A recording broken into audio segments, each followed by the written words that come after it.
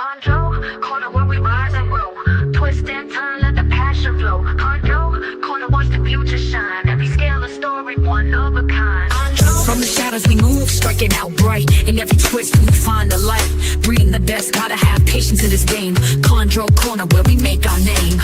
Chondro corner, Chondro corner, Chondro corner, Chondro corner, Chondro corner, Chondro corner, Chondro corner. Chondro corner where we rise and grow. Twist and turn, let the passion flow. Chondro corner, watch the future shine. Every scale a story, one of a kind. What it do, everybody. Thank y'all for tuning in for episode 23 of the Chondro Corner here on the Herp Collectors Network. It's your boy Ro tuning in, you know what I'm saying, from Louisiana right now. And yeah, thank y'all for tuning in. Tonight we do got a banger, you know. As y'all see, we got a crazy lineup tonight. Courtney unfortunately couldn't be here, you know what I'm saying? She's doing mom duties and you know. Courtney doing, I'm not Courtney, but Jen, my bad. Jen, think about my sister, because I gotta call her later. But Jen not here. Fortunately, she doing mom duties and all that good little stuff. But let me see who up in the comments, man. Let's see. What it do, Shauna? What's going on? What's going on? Thank you for your support. Thank you for coming. What's going on, Brian? What's happening? What's happening? My boy, what's going on, Will? 1776 Exotics. What's going on? How you doing? How you doing? Marcus and Tiffany, what's going on? How you doing? How you doing? I forgot it is St. Patrick's Day too. Happy St. Patrick's Day to y'all, man. Courtney, what's going on? What's going on? Who else we got? Tradesman Exotic, what's going on? How you doing? Beat Lock, what's happening? What's happening? Then you already know the big boss soldier, man. Mike, what's going on? What's going on, Mike? How you feeling? How you feeling? But yeah, man, ain't too much going on right now. Just I think get ready to move. I'm moving to North Carolina in about 2 weeks. So I'm just getting the animals ready. Got the U-Haul ready. I'm just gonna put everybody in the little bags, little tote bags, and put them in a little bin, and then just drive them to North Carolina. It's like about a 13-hour drive, so everything will be straight. Everything be straight. Everybody, you know, look at Adrian double dipping. Yeah, it's gonna go smooth. It's gonna go smooth, Brian. Gonna be real easy, man. So without further ado, let me go ahead and bring the boys to the stage. Y'all already know. Y'all already know, man. Mondays. What up, everybody? Mondays are for the boys. What it do, y'all? How y'all feeling, man? I'm good. Good. Feeling great. Thanks for having me, Ro and Mike. No problem, man. Hell yeah. So we just gonna Shout go out one by one. to Jen. And, we'll go by one, and then y'all say y'all intros. Yeah, that's fine with y'all. We're gonna start with Alex. Hey guys, I'm Alex. I'm based up in Toronto, Canada, which makes it really hard to get some really nice entry pythons compared to the US. But I have a small collection right now and building some of that, mostly from Garrick at the House of Blue. I have some of his finer animals that he's been asking if I can send them back. But yeah, Hell that's yeah. about me. All right, Andy, what's going on? We're gonna go with you. What's going on, guys? Andy from Dallas, Texas, aka Chondro Town, with Yeah. Revved Up Reptiles. I mean, pretty much, dude. I keep everything from Gila monsters to eyelash vipers to chondros, obviously. So we got some. I mean, shout out to Bill Stingle. I mean, he's done a lot for me, Dr. Bill. So thank you, Dr. Bill. That's Uncle Bill. That's Uncle Bill right there, Uncle man. Bill, man. You know, the mayor. The mayor of Chondro Town. All right. Hey, Santos, we're gonna move to you next, bro. He's muted. Hey, you muted. You muted, Santos.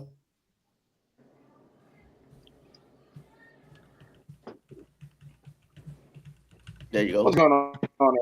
Decent blessings. Santos here with Exotic Day One Pets. Mainly we breed ball pythons, but lately we've been getting into chondros. Been having chondros for about like a year now. Got a few of them behind me, which I'm blurring. We'll go ahead and show them. We out in New York, and that's a little bit about us, bro. That's a bet. That's a bet. Adrian, And I we're think gonna I'm move to lagging you. again. Yeah, just a little bit. Adrian, we're gonna move to you, man. Let's do it, yo. It's your boy Adrian right here, West Coast Reptiles.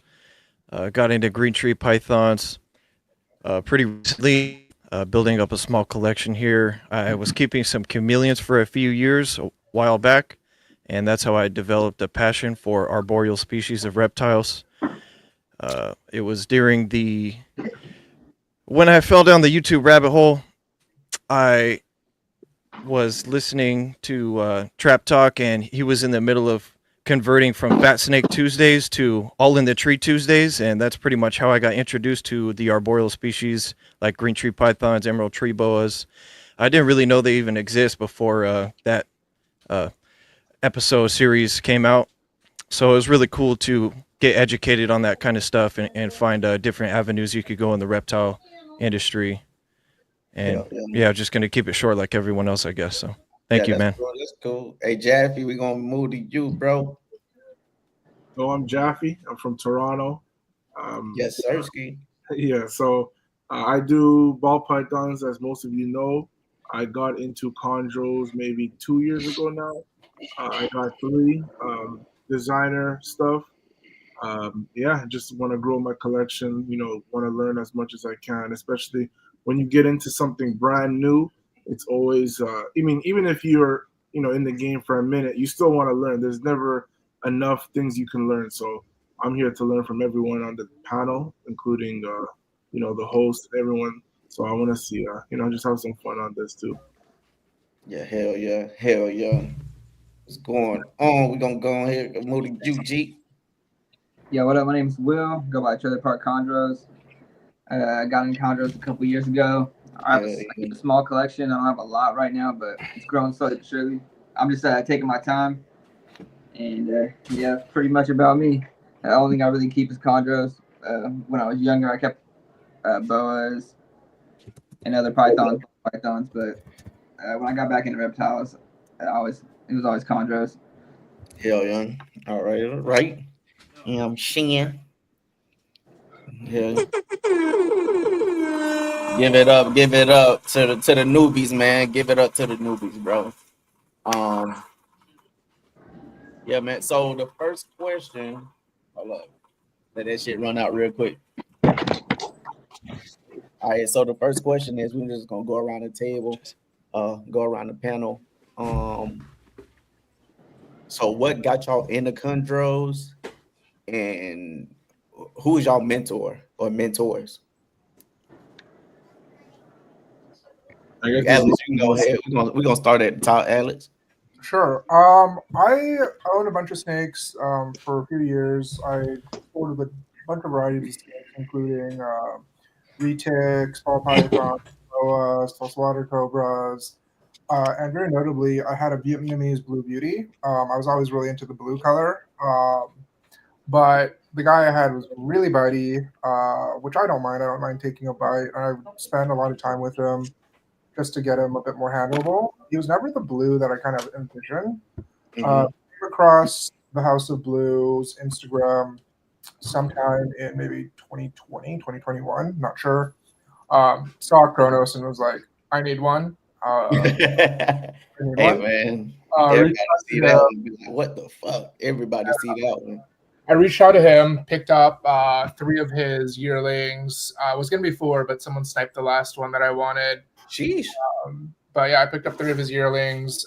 Pretty much like it was a done deal within like less than a week. I was like, yeah, what do you have? He showed me. I'm like, okay, cool, I'll take them. How much was those, if you don't mind us asking?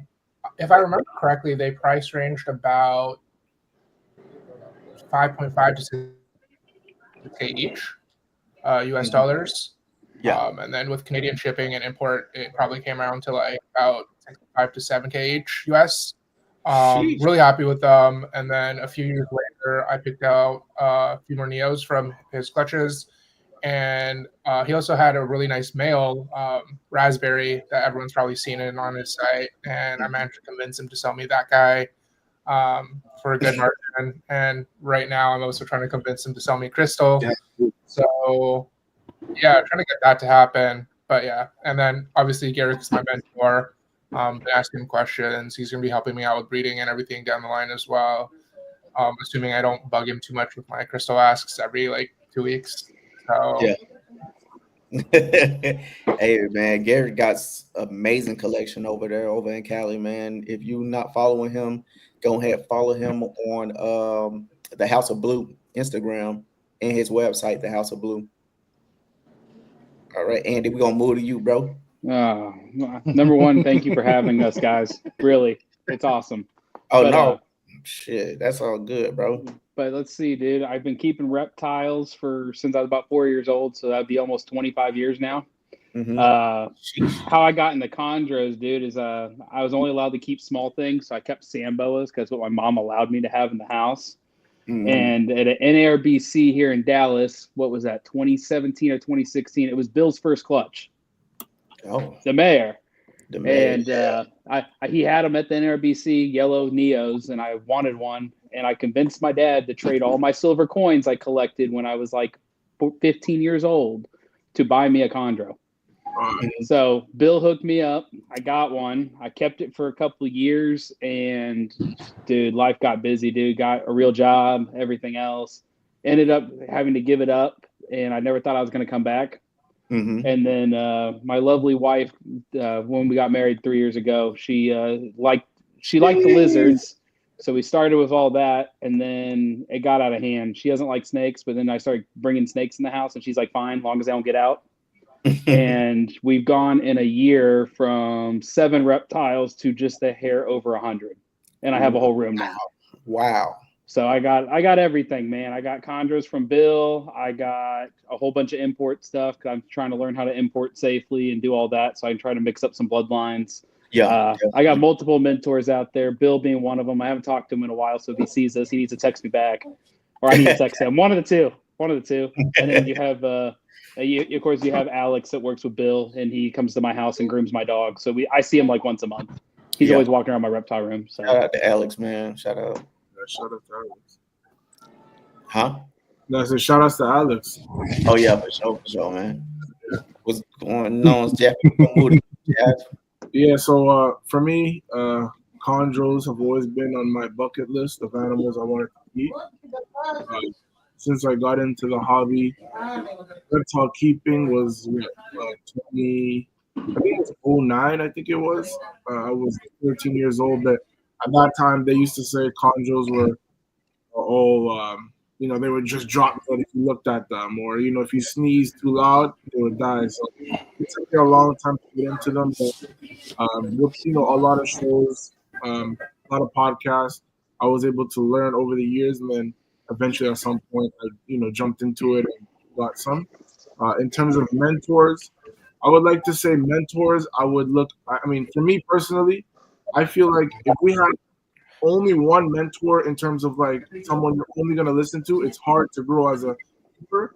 The best way to grow is if you're getting, multiple sources of ways of doing things, because not one person might not have the, secret formula, the patty formula. So with that being said, I do have a couple guys I look up to a lot. Is Drew Stevens here in Canada, Sean Beck here in Canada, Garrett, Bill Stiegel, of course, Alex, the list goes on. And these guys, they've been in the game for a minute. So, obviously if you have a good formula, it means you are obviously a good, keeper / breeder. So for sure, man. These are the type of people I look up to. So, the list can go on and on. I was tripping at first. Adrian, is your background a green screen? Yeah, it is. I got my little child right here running around. Sorry, guys. No. I was tripping. Like, is my screen glitching or is this shit moving in the background? I thought you had a cage in the background. Yeah. Other than that, yeah. I mean, that's Bro, I'm tripping out over here on the West Coast, bro. Everything's. Yeah. But yeah. So other than that, Just like I said, I want to learn from everyone here. We all have different ways of keeping, breeding, feeding. So Yeah. All right, Adrian, we're gonna move to you, man. What got you in All the right, green? bro. Right Yeah. when my child gets right here. So, yeah, bro. Got into green tree pythons. Like I said, man, Fat Snake Tuesdays turned into All in the Tree Tuesdays and was educating myself. So I got into ball pythons first. Started to take care of ball pythons. And I learned, that you have to buy with your eyes and get some top quality. So definitely when I wanted to get into the Chondro game, I wanted to get a nice quality Chondro. I was just filling out the waters and watching a lot of podcasts about it and educating myself again.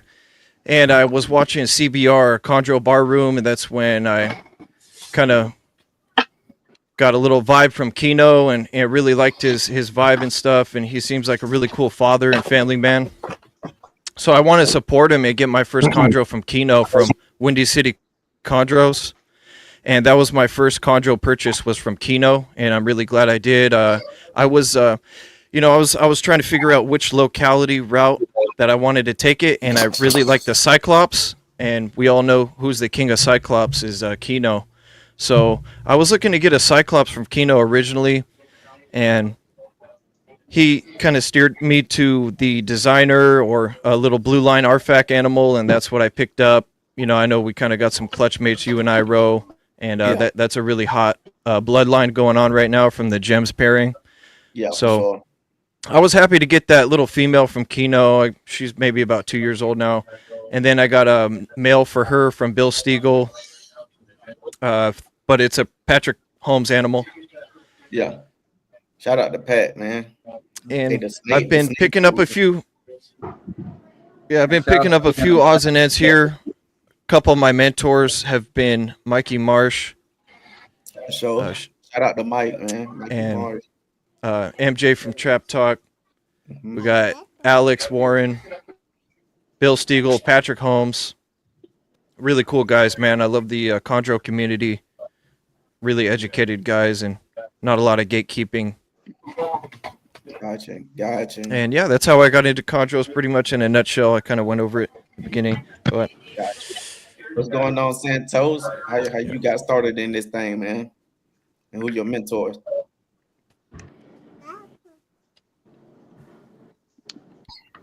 Truthfully, it's about maybe like 15 or so years ago. Started out with a California albino king snake.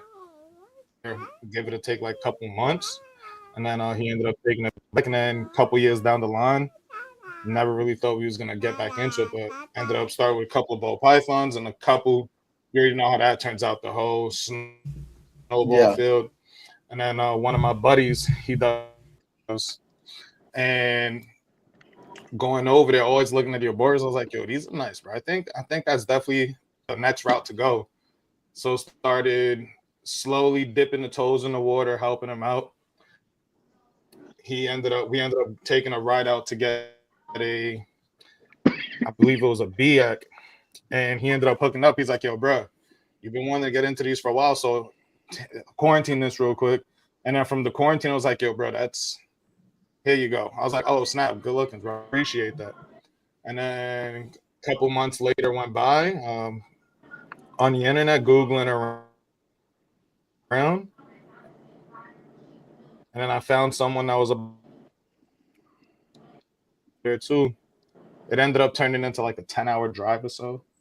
And now we have 3 chondros, all of them BX localities, but they all have different looks to them. The first one that we picked up in December of 22. Yeah. 22. My fault. December of 23. That one is still going through OTC, so we still have some time to see what it's gonna look like now. Gotcha. So who you're struggling to figure out what's going on because right by the router, but it's lagging like crazy. So I'm having a glitch between what y'all say and what's coming in. So pardon me on that. Yeah, if you want to dip out, then come back in. Just go ahead and do that. Like, try to fix it real quick. I want to give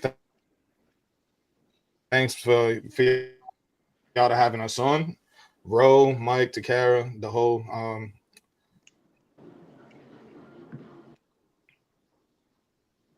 Yeah. All right, cool. Let me try to do that real quick. Yeah.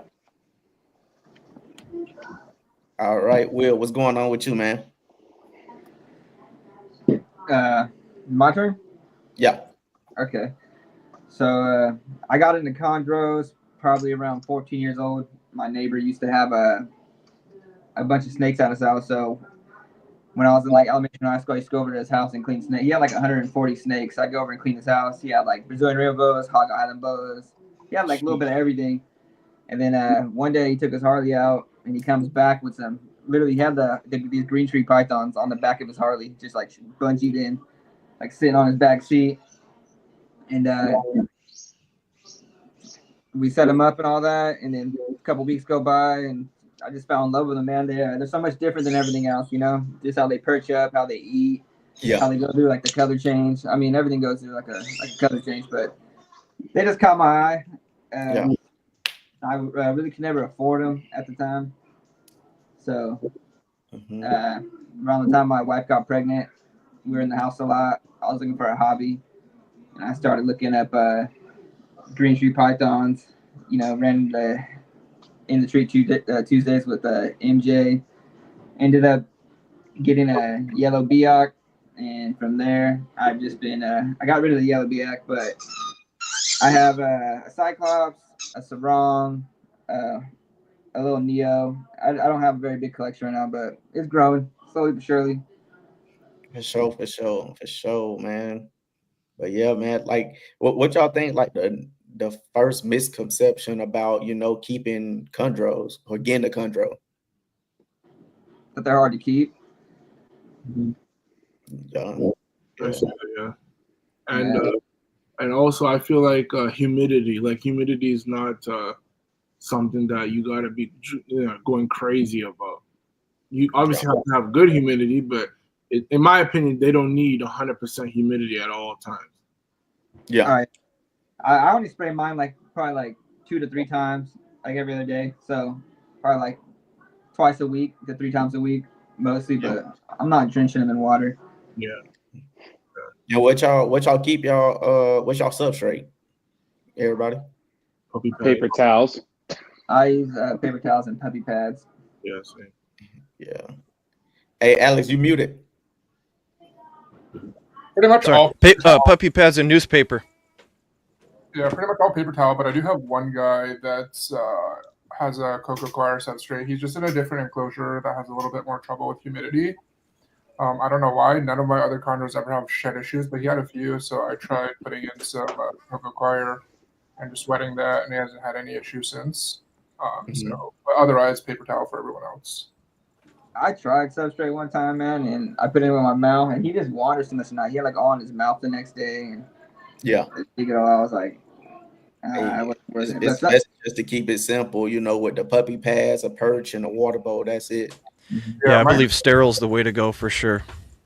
But I understand with like you gotta like the humidity and stuff definitely helps out if you need to do it. I feel like as long as you don't got crazy ventilation, you should be good. Like I keep in a 30 by 2 by 2, I keep a 6-quart tub, and I got 2 small not small, but they're like maybe about 6 inches, 7 inches long, and maybe I would say 1/4 of an inch wide each, maybe even smaller. And with that big 6-quart tub, in the summer, especially like even winter, it's like 50% humidity, 60%. When the lights go out, it goes up to 70, 80 by itself. No spraying, no nothing. Yeah, the ones I keep idea. Same issue.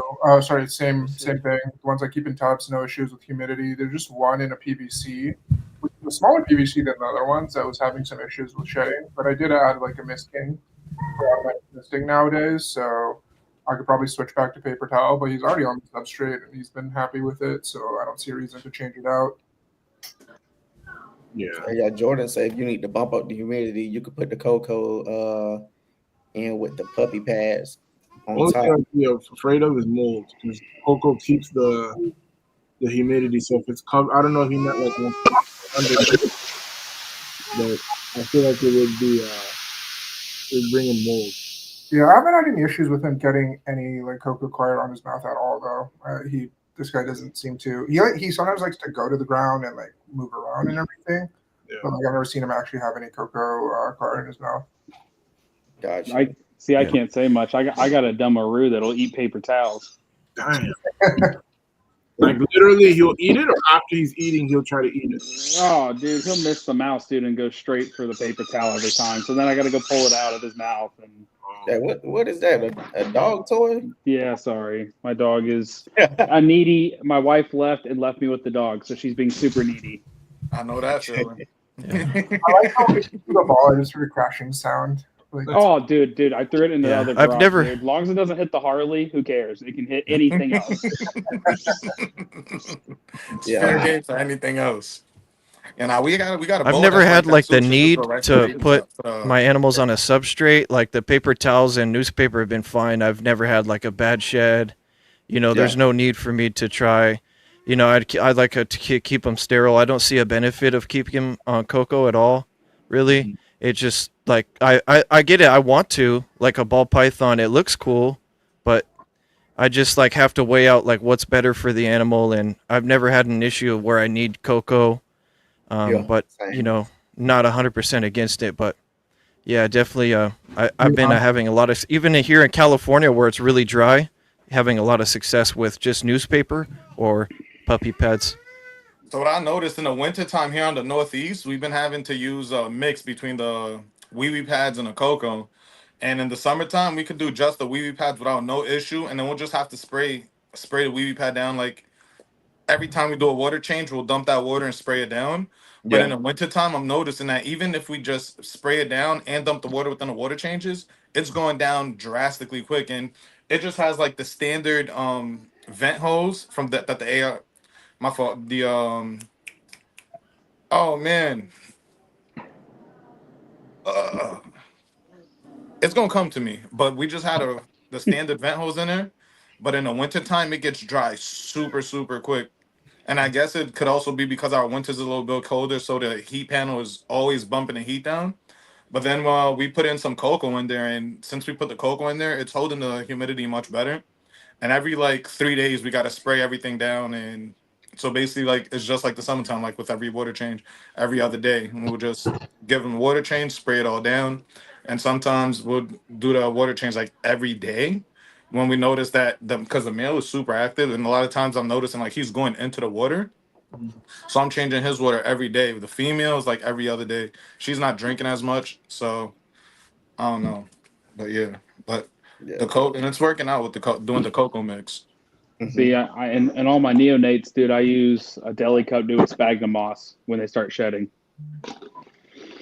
Because to keep the humidity up. yeah, dude, I have an issue, dude. I'm running focus cube stuff, and I had to tape off all the vents, and it still doesn't hold humidity very well. Wow. Animal Yeah, I feel like plastics. if you use focus cube, you gotta use kind of cocoa. If I didn't use tubs for all my animals, I'd probably use cocoa if I had like a big focus cube enclosure, because it would just be easier. You know, you wouldn't have to be in there spraying it down every day. Yeah. With a little cage like that. Yeah, I had my guy set up on cocoa before. I had the misting system on like a bigger, like when he was in tub, completely no issue whatsoever. But after I switched to PVC, definitely had the humidity issues. Also up here in Canada, like I'm also in like a top floor apartment. It gets really cold, and then my in suite heaters are always running. So if I don't do anything, the ambient humidity is like 10%. I have like a million humidifiers running, like 16-liter, like giant like humidifiers running all through my apartment. And now that he's like has a misting system, I wouldn't need it, but I just want to keep him there just to like he's used to it and test it out. Also, like in the future, maybe a few years, if I buy a house anytime soon, I plan to like make a ginormous like wall enclosure that'll be like I don't know like 12 feet by like 10 feet, and like bio or something. planning to do something like that in the future. So I just want to see, like, is this idiot eating substrate doing anything? But like, doesn't seem to be. The water dish is always clean. He's not dragging substrate in there. Never seen any substrate in his mouth. Eating fine for me. So I'm just thinking like that for that one guy. Yeah. So when y'all switch from, buying one species of reptiles and then coming over to, the Chondro game, was y'all surprised about the prices or anything like that? No, I figured it was about. I mean, like I said, I've been watching Chondro since I was a kid. So even when I wasn't in, I would look at ads and stuff like that just to look. As a reptile keeper, I mean, I feel like for me at least, I'm on Morph Market every day, regardless if I got the money or not. Yeah. Every spare minute. Yeah. So my wife be like, "You're Morph on Market hoe. Morph Market again?" I'll be like, Morph Market hoe is an understatement. Like this. Hey, wait till it has the buy now. The buy now, pay later, dude. Or $2,000 for 32% interest, dude. I will give you the money for a Chondro. I'm not gonna lie. When I first got back into Chondros, I didn't know of all like the localities and all these designers. I just went on YouTube and I typed in like Green Tree Python collection. Of course, freaking the mayor's collection. And you're just like, oh, what the fuck? These things are crazy, right, dude. And When I market, and it's like, damn, that's a '95 Honda Civic right there. Like, so I mean, dude, when I bought my first Chondro, dude, from Bill, dude, I think it was $750 or $800, and I shit a brick back in 15 or 16. Got out, and when I went to Bill's house last year to catch back up on the Chondro game, I had no idea I was walking. I only knew Bill on a personal level. I didn't know I was walking in on pretty much, up here, top tier. And of course, then we walk around, and I was like, okay, what does it cost? And he told me the price, and I was like, well, here's your deposit. Put 2 down, and I'll go tell my wife now. Right, exactly. Like that's how it was. Bill sold me my first Chondro, and I believe it was about 4,500, somewhere around there. Yeah, or whatnot. The 2 I got right now are Scarface and Endemic, and I think I paid 4 apiece. Okay. And I heard that there's a clutch coming that's going to be way more than that soon. I decided to make any big purchases like that. Yeah, I've only got like I got a sarong from Alex recently, and those are clean. But imports compared to like captive bred is crazy. Like I was up in San Diego and I went and see my first designer. MJ was nice enough to let me come through his crib and check out all his animals, and I should have never went because now I'm just 10 times more hooked. I feel like even designers, localities. Like when I was first like looking up Chondro, you could have bought. I don't know why I'm struggling, but you could have bought a locality for what, $300, $400 for a Biot, maybe. About that. Maybe you want to go a little fancy, you get 600 for a Cyclops or something. Now all that shit just changed. Like, I was looking at old ads. I'll send in the group. Someone was selling a calico animal for, I think it was $2K. Yeah. I'm not buying a calico now. You're spending minimum $10K, 13, like 10 to 14K, depending on how it looks. Maybe if it's an outcross, okay, it's gonna be a little half. But this shit, obviously, like everything, COVID changed the price on even ball pythons. For the guys that are in the ball pythons, you could have bought a DG before COVID for $300. And then by the time COVID hit, the same animal was $1,000 to $2,000. So that being said, everything went up, including Chondros. So it's just Chondros didn't go back down versus ball pythons and everything else went back down. Yeah, I feel like one of the reasons for that is because it's much harder to breed out the Chondros, and there's so little of them out there, and it's sort of like the whatchamacallit, the demand. The demand is way longer definitely to raise them up too. Yeah, it takes super. And it's more space. You can't keep them in racks. Mm-hmm. And that's the thing. Like with the Chondros, you can't do it like with the ball pythons and like other species. Like you could just rush it and everything. You rush one of the Chondros, and it's just as detrimental as rushing a boa, and it's no go. Yeah. You really waiting. You know what I'm saying? Like for my first clutch, I'm waiting minimum 5-6 years for my female to be fully mature and develop. Because I'm not finna rush that and take the risk of losing my female. Just because I want to breed her at 4 years, 4.5 years. I'm gonna wait about 5.5, 6, 7 years to breed my female. Yeah, And that's why like I learned in the ball pythons, because I bought a few hatchlings. I'm like, damn, it's gonna take me like 3 or 4 years to I know it's a ball python, but still it takes like 2 to 3 years for that female to get up to size like a hatchling ball python. So I'm like, oh, okay, I'm gonna buy some chondros that are like not neonates. I'm gonna buy like some yearlings, some ones that have changed already. I'm gonna get ahead a little bit in this chondro game. So I bought some, a few Craigslist animals. The yearling I got from Kino. I got a yearling sub-adult. He's actually an adult from Bill. Yeah, I definitely got some aged animals, and I can see like the justification for spending like multiple thousands of dollars on a green tree python, but for a ball python, I'm sorry, I cannot spend that much money, bro. Like I've never spent, I think, more than I've never spent more than $1,000. You know we got bread and shit, chili gang over here, but I can't spend more than $1,000 on a ball python. I don't think I have yet. You know what I think it is? I feel like when you merge out from a certain species, like let's say if you're only keeping bulls and then you start merging out to other species, it's just like, wait, I could get something just as cool for this same for the same dollar price. So it makes it a little bit harder to spend that same dollar price on that species that you might have originally started with, or you have a lot of, and that's something that I've been like. It's fun you mentioned that, because I was just looking at that the other day on Morph Market. It was like, yo, this is nice, but I really can't justify getting this bull because I'm looking at this chondro over here, and it's like, yo, this is fire. Yeah. This could go, you know what I mean? And I feel what you're saying. Out of ball pythons and like. It's like switching from a Honda to like a Mercedes, like a Maybach, I mean, it's not trying to talk shit on ball pythons or anything, but it's like, you got like House of Blue and Bill, like not everyone has those animals. And like ball pythons, you might have, that $10,000 animal, but someone else has that shit too, kind of, I mean, but no disrespect to ball pythons, dude. They're still legit beautiful animals. I got 30 ball pythons. I love my ball pythons, man. Racks right behind us, bro. We got a whole broad rack and a whole baby rack, like 2 on each side. But then these I wouldn't be here if it wasn't for the ball pythons. Oh yeah, I mean, I kept ball pythons. I'm pretty sure everyone did at one point. Like, now I run away from them. Ball pythons aren't my favorite, but I still have 45 of them. Hey, nothing wrong. There's expensive balls out there, but dude, a very smart man, and I bet you can guess who the mentor was, said if you can keep ball python eggs alive at the worst case scenario, then you'll keep green tree eggs alive. So learn on the ball pythons before you switch over. Oh yeah, and that was from Bill. Oh yeah.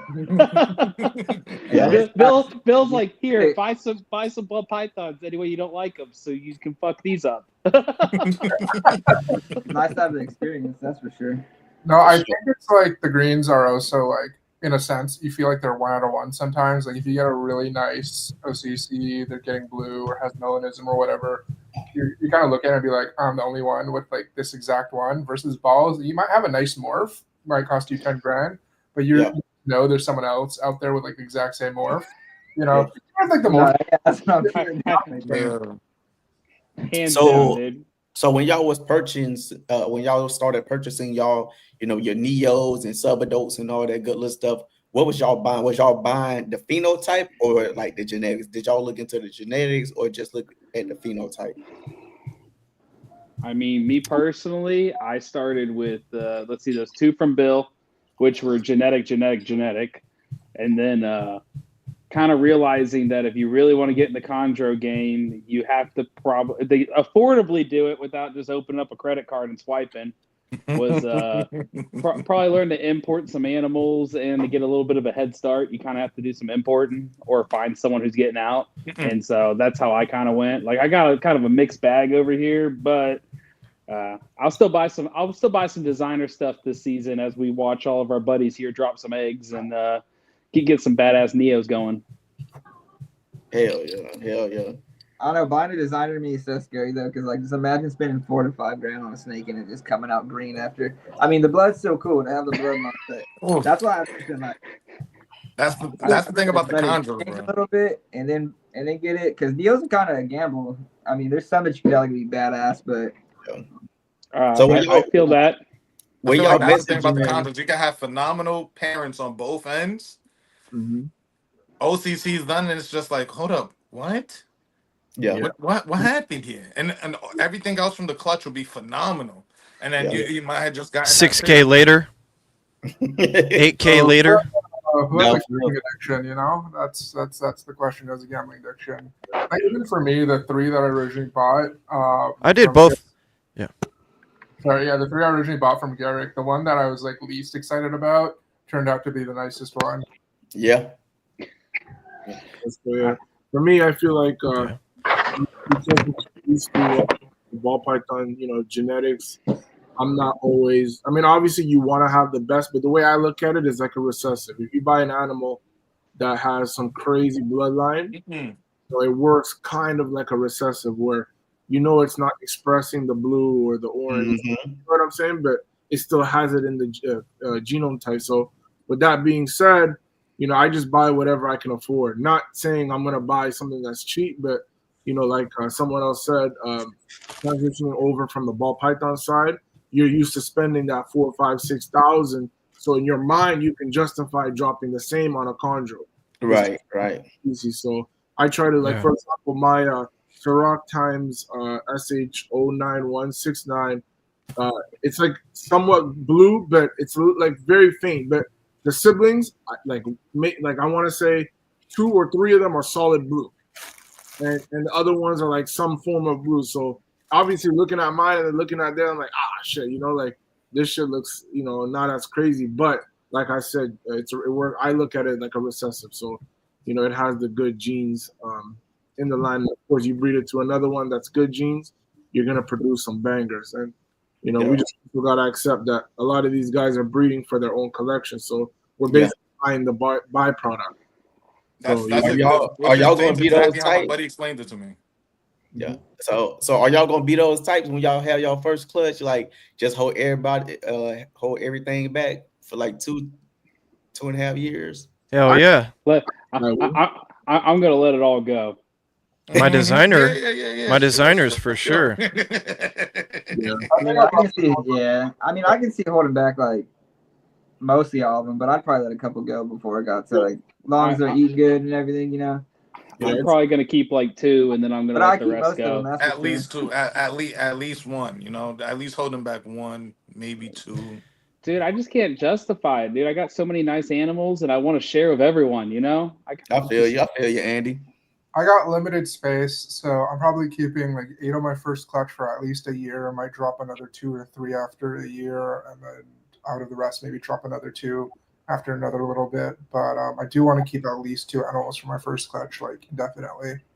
Meaning like overall, like for the rest of its life. Yeah, exactly. I don't love selling snakes. I'm just more of a personal collector. It's not how I make my money.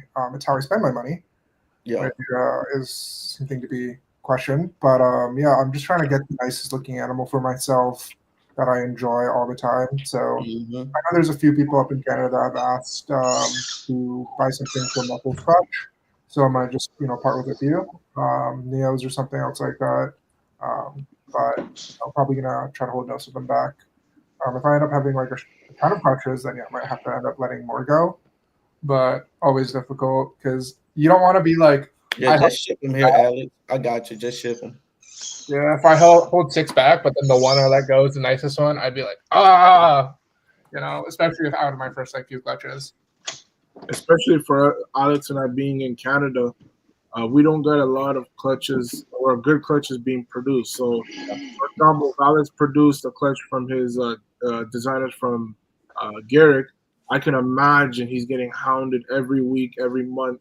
Like, are you selling this? Are you selling this? Whether they're serious or not, and then obviously at some point it starts to break you down. Like, okay, maybe I could use this extra money on some other shit, reinvest it into something else. So that's the thing about it too. But I would like to say I would keep them for at least a year or so. But who knows? If I hit a yellow, yeah, it's gone. But Man, come on, man. Oh, we're gonna be that way. Mark will be in tears right now. Matter of fact, send that shit to Mark, man. I feel like Somebody play that joint. Like if you're having like a locality, like a pure locality clutch, I think it'd be easier to let some go. But if you're having like one of your like nice designer clutches, you obviously want to keep those. Yeah. Ones. I mean, I feel Yeah, like my if you designer, keep I'm holding everything like back. pure locality types animals, then your nice designer clutch. So I mean, if I had a designer pairing, I'd probably keep everything back for a year minimum at least. Mm-hmm. Yeah. There's only going to be like two out of the whole clutch that are like different, bro. Yeah. It's the bell curve. There's gonna be a couple that are really nice, a couple that are like so, and then a couple like a bunch that are just mid. Yeah. Yeah. Man, you guys you're never gonna know when I dump all mine. We're gonna go around the table, around the panel or whatnot, and we're gonna start with Andy. Hey, Okay. So what are you, a locality type or a designer type, and why? Dude, I'm gonna be honest with you. I'm at everything, dude. I literally anytime like a Chondro goes for sale around me that I can afford in that moment, I'm buying it. Oh, dude, I'm you can't lay off that crack pipe, that Chondro pipe, man. Dude, I mean, I bought 7 last year. I mean, anytime same. long as it's a healthy individual, import, not neos, not red, not green, or not yellow. I mean, I just like them. I mean, especially coming over from other hobbies in the past, such as guns and video games and stuff like that, where budget is. I kind of just dove in feet first. So like I got some Chondros over here, dude. They're like $650, and I got some over here, dude. They're $5,000. I mean, they're all good. Sheesh. Yeah. So I got locales though. I got a Rue male, a Rue female, a Bianc female. I mean, I got some just kind of odds and ends, whatever I can grab.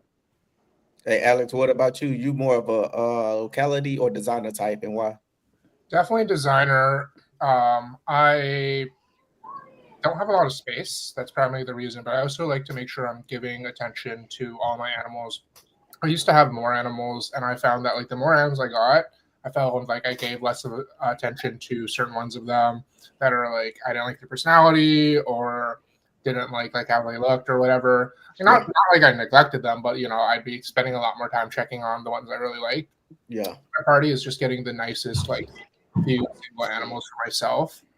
I'm kind of like, other than snakes, I'm also like a plant collector, so I spend like an absorbent amount of money on that. So for me, it's all about collecting the nicest ones that I just really enjoy my space. Yeah. So yeah, I'd rather spend a lot of money on a really nice snake than get a lot of snakes for less money. Gotcha. Will, what's going on with you? What you is, man? I mean, I say both. I mean, I guess you get designers from breeding mixed localities, so everything starts really with localities. Yeah. But I'm more of a designer guy. If I can afford to go spend freaking the money on a designer, I would. But I got 2 kids and a wife and other parties to be met first. So I was like, my time will come. I definitely understand that, man. Badass shit by mixing some localities together. Yeah, I wish I got in earlier when I was like 17, 18, before the wife and kids and shit. Oh yeah, this is a hobby. I can blow money on that.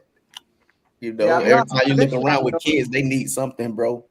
That's literally why I will spend the money on a designer, but I'm just being patient. Put my ducks in a row, trying to figure out which one I really want to spend the money on, what genes I really want to go with. Yeah. How about you, Jaff? For me, I do designer for sure. Yeah. There's one locality where I would say I will never ever mix it if I did get it. Kofiao. Kofiao is the one locality where I would never mix it, where I at least try to keep it pure, and that is work it just as it is, because there isn't much in the hobby, and especially if I can work on the chuck stuff, that would be the craziest. But with that being said, you treat it as a designer, right? You would like to get a designer Kofiao, so I'd say designer for sure. Yeah, definitely. What's going on with you, Adrian? What about you, man? Yeah, I'm definitely both, and it's a difficult question, locality versus designer, because I agree with what Ryan Young says a lot of time, if you have an Aru, say you're going to do a pure locality pairing with some high white Arus, that's kind of like a designer. You're line breeding a designer trait in a locality. So it really just blurs the line in the sand. And the designer, on the other hand, it's like, what is a designer? Just because you put, an Aru to a Biak doesn't mean it's a designer. A designer, and I'm going to touch on this on my podcast on Wednesday with Alex Warren. We're going to define what a designer is, because people throw the term around designer very loosely, and designer's a whole nother ball game. It's not just 2 or 3 localities in an animal. That's just a locality cross. Yeah. So a designer is something else. A designer is a line, like a line bred trait. So I'm definitely a little bit of both. But there would be strict protocols. I wouldn't put random localities together. I wouldn't put a Aru with a Cyclops or something like that. But definitely, I just love green snakes, man. Cyclops with a Wamina, that'll go crazy. Even for sure, man. Aru Biox are crazy. Yeah. I got a yellow Wamina coming from Aiden Bradley here pretty soon. Man, shout out to Aiden, bro. Shout out to Aiden. I've got 2 animals on him so far. He got to stop posting them, man. I wanted a red Wamina, but I'm like, take what I can get right now, Nice animal, though. It's got a beautiful dorsal going down the whole bottom of it. Yellows need love, too. Yeah. I was looking at that. That's the thing, bro. We got to start buying reds, bro. I was looking at the same thing for Aaron Bradley, but the parents to it is too close related to my siblings that I got from Garrett, so that's why. I mostly have all reds. Most time I'll go with nothing but reds, but this one was just a good price, and from the lineage it has, I was like, you know what? Yeah, it's gonna make some bangers eventually. So yeah. What about you, Santos? What you as locality? It's a little mixed up because I like the localities, but then again, there's certain designers that really catch my eye, so I would have to dabble in between both. But I do agree with Jaffy with the Kofiau locality. It's really nice, but personally, I like the high whites on the Arus. And even though some BX sometimes get those white splotches, it's a middle ground for me, bro. I personally like the high white Arus, but then again, you still get those with those designers. But if I really had to pick just one to go with, I would more than likely pick designers, because you could, with time breeding them out, you could eventually breed those designers out to look really nice, just like those same phenotypes that you would get from like we were just saying, like a high white Aru or something of that nature. Yeah, and I look at designers like that. Like a designer is 2 parents that can, throughout thick and thin, just repeatedly make that same phenotype. They're gonna produce some bangers. Yeah. And like I said, it's the blood. Like Adrian was saying, it's the blood in there with it. It's like years and years. I feel like get that design, it would be years and years and years of crossbreeding and putting different localities together until you could get something that's going to be that representative of what you want. Like either you want that high blue or you want those blacks. Yeah. And it's going to be years and years of decades in the process of doing this before it could actually be called a designer. And before getting to that, it's just a couple localities put together. Yeah. Just like with JL in his line, like that high yellow line, you already know it's going to throw high yellow all the time. It's like until you get a clutch from it and you could show the offspring in maybe multiple clutches, you can't really prove out that that's a designer animal. Like, it's just, it's just a locality cross. Yeah. I think the only exception, in my opinion, is Garrett stuff. Garrett is breeding locality times locality and pretty consistently producing, blue. Like, look at Alex's animal. Yeah. That thing is solid blue. If you asked anyone, they would have thought it was for sure designer. But I get what Adrian is saying also at the same time, because obviously you breed 2 locality. I think for me, a designer, like the quote unquote designer, is you're breeding for a specific phenotype. So if you're breeding an Aru Biak and it's green, I mean, to me, that's not a true designer versus you breeding an Aru Biak and it produces an absolute banger of an animal, which I'll post in the group chat. But even at that, you know, it's like it's hard. It's like there's levels to the designer word. Yeah, Yeah. it's Well, tough, man. Yeah. Doesn't MJ have a Tamika Aru? And I don't know if it's just Tamika Aru, but that thing looks designer as hell. And that's Well, only talking about GS, Jerry Shavino had it. Yeah, the Gary Shavino animal. Bro, Yeah. some of those were Yeah, but insane. that's only 2 localities mixed together, correct? Yeah. And you'd call that designer, so you know that's It's a not- locality cross. No, that's a locality locality cross. That's crazy looking. Yeah. Yeah, that one. I mean, you could call it a designer. There's different definitions. To me, a designer is like a line bred trait that's like heritable. You know, I mean, because to make that animal, you would need another Tamika Aru or a Tamika, or you know, it's because anything you cross it to, it's just gonna muddy the water. Like if you take a Garrick animal, you can't just breed it to, you know, whatever. You know, it's got to go to a nice red really gotta think Cyclops. about that. Yeah, that's Because why. then if you breed like a Garrett animal to whatever you want to breed it to, you just fucking like discredit all the fucking work he just did to me. Yeah. Look Like- at who was it who produced that one? I mean, I wouldn't say necessarily if you want to just mix his blood into like a certain bloodline, you know, it wouldn't be a bad idea. You know, they still carry those genetics. Yeah, unless you're trying to get like your own thing going and stuff of that nature. Let's use like the Garrett, for example, those True Blues. Like I was at the show on the 1st, and there was this Aru over there, crazy whites, crazy blues. It's beating me up for not getting it, but hey, whatever. It happens to the best of us. But like something like that, which is it's a wild caught wild, but it has those deep blues and it has nice whites. So putting it to like we were just saying about Garrett's, it could potentially keep those blues in there while bringing in some whites if that's the look that you're going for. But then again, like we were saying, it could just muddy everything up. That might not be the outcome because at the end of the day, that's not even a first generation. It's still like an undocumented import. So it's I mean, if you pay attention to like the Alex Warren and the Bill, you know, they put like just that flew to a Manakari and they got some badass stuff. Alex, pretty sure some of his diners are just bred to, you know, imports, and he's produced some nice stuff. Yeah, I feel like the perfect person who did it was Lupe. He bred a GG animal to a VV animal, and I know those animals are going to be phenomenal. Because you know, you basically you breeding that, you know, that locality mix to another high potency designer line. And like Adrian said, that's going to accentuate the basically what Garrick is already working for or working with. So I think something like that is phenomenal. But you know, like with everything, it's just a crapshoot. You know, you could breed 2 blue animals and still produce a green snake. You know, or you blue I agree with Jaffy.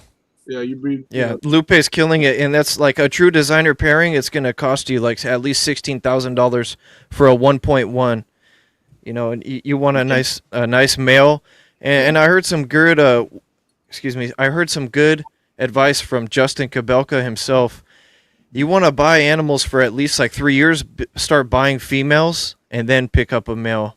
Yeah, I agree with that. And it's the same with chondros. I feel like with the green trees, as this is gonna sound crazy, and we're over here talking about it, but I feel like it might be better off you having more males sometimes, because sometimes you might have a male that just don't want to do nothing. The female be giving him all sorts of play, passing him the ball and everything, and he'll just be like, yo, nah. He'll just be social Straight up to himself, and the female's over here swagging tail like, and the male's just like, and it's like, oh, come on, you know what I mean? So I feel like even though it is good to have all those females ready, but I feel like if the male isn't ready to breed, you can have all the females that are ready to breed, swinging tail, and he's just gonna be social distancing himself. So sometimes I feel like the males sometimes is definitely worth having a couple extras. Yeah, I think not a bad ratio would be like a 3.2. A 3.2, you have something like that. Someone might say like, oh, you have too many males, but you know, like you said, you can have 3 males that if one doesn't want to do anything, you have a backup, and then you know you have another backup. And I couldn't imagine breeding 1 male to 2 females, breeding all that, and then now you're gonna breed. You know, instead of you repeating it, you could just breed another male, and then you know you have siblings, but you know it wouldn't be as bad. But I agree with that. Yeah, and then one of those other males might be ready to go that wasn't ready to go the season before. So now he might be a little more interested. He might have been hearing the rumors like, yo, this is what was going on. Oh, what? And then that meal will be ready because we don't know what they be thinking. We just know sometimes they're just not ready. That's right. Yeah. So, shit, blank mind. So, when y'all first, got into chondros and stuff, what was y'all looking to make? Like, what do y'all want to produce? A blue snake. Matter of fact, let me ask this question: what's the perfect idea chondro in your eyes? Blue khaki. Gemini. Casanova's fire. And y'all gotta at least describe, you know what I'm saying? What it, Yeah. From Garrett. Black and blue. Black and blue. Black and blue, yeah. Yeah. Or Warzone. Black. Oh, Warzone, that thing is sick. Yeah. Though that's my two. But Warzone's a calico, so I guess you're cheating with that one because you're getting a whole bunch of flavors in that one. But I'll pull up Warzone. No, that's fine. Like, no, that's fine. You know what I'm saying? Black and blue with some yellow dorsals that are surrounded with blacks. So it's like really prominent with lots of blues and then just black spackling, something like that would be absolutely stunning. See, I can't make up my mind. I think they're all pretty snakes. My honest goal is to produce snakes and then see what we can get out of them. Like I think some high white Arus would be really cool. I think blue and black snakes are cool. Yeah, there you go. Hold up, real quick. Hold that real quick. God. Damn. And who produced that? That's a Christian Stewart. Christian Stewart produced it, but John Irby owns it. I think owns it, or I think John Irby has it on rental or like agreement or something. Yeah. I think who owns it is super hard to decide. I would love to work with a little bit of everything, calico, high yellow, some blue. There's so many different directions you can go. It's so hard to decide. Yeah, I think for me, I want to do blue first, then I might cross with some calico, and then after that, start with the yellow line potentially in the future in a decade. I think Patrick produced some like blue deuces, and I've seen that he produced some yellow and blue snakes, and those things are badass, man. Dude, fucking Patrick and Mark, dude, both of them keep posting stuff, dude, and I'm like, Jesus, I wasn't a yellow snake guy, but this might change my mind real quick. Hey man, you got to look at Mark and Dan, Red Earth Reptiles. Dan have some crazy yellow animals, yellow neos that turned blue. I thought you were talking about that snake, man. He got a crazy JL high yellow female. Probably one of my favorite high yellow. Like that's another look. I really like the yellow. High yellow. Yeah, the high, like super high yellow, barely any green. That's a line where I really want to work with. But that yellow one that Garrick picked up recently looks fucking stunning too. Honeycomb. The one from Marshall. I'm not. Well, let me see. Yeah, I forgot that's the one from Marshall. I think that was like the last snake Marshall ever sold. Oh, that Garrett got, yeah. The one that's I think 50% possible albino. This one. Hey, albino, I meant. So is gnarly. That Versace the dad to that? I'm not too sure. Yeah. I think Versace X Tiger. Yeah, Versace the dad to the 50% possible hit albino to Garrett animal, right? Yeah, this thing is crazy. There's the other yellow one he has. It's also pretty crazy. Yeah. This one? Yeah, that one. I need you guys to stop showing me stuff before I start having to find a checkbook real quick. I swear you keep pulling this stuff out. That yellow and green, yellow and blue with that patterning. That'd be sick. Yeah, man. I don't know. Like for me, I want to go with like a black and blue chondro with who is it? And what Jaffy was just showing, that's what I like about the Kofiaus, because the Kofiaus, a lot of time, they could turn green, of course. But there's some Kofiaus that stay with that high yellow with the green specks, and that's just insane crazy. Yeah. Every time a Kofiau comes on the market, it's easy $4 to $5 grand. Yeah, it's basically the same price as a designer. And then it's yellow and then it could turn green like the next day. You could sneeze in it. Yeah, that's true. Yeah, I heard some of them like one guy told me he had a yellow one. He moved it into an adult cage and it turned green. That's a heart pain right there. That's a heartache. All right, we just need to get one of these. That's all we need. The crystal? No, this is Phoenix. Phoenix, yeah. Yeah, that motherfucker done. You guys see the import that he picked up? That blue male import he picked up? Which I one? mean, I don't think it's he got it from somewhere, but he posted it. It's a nice blue animal.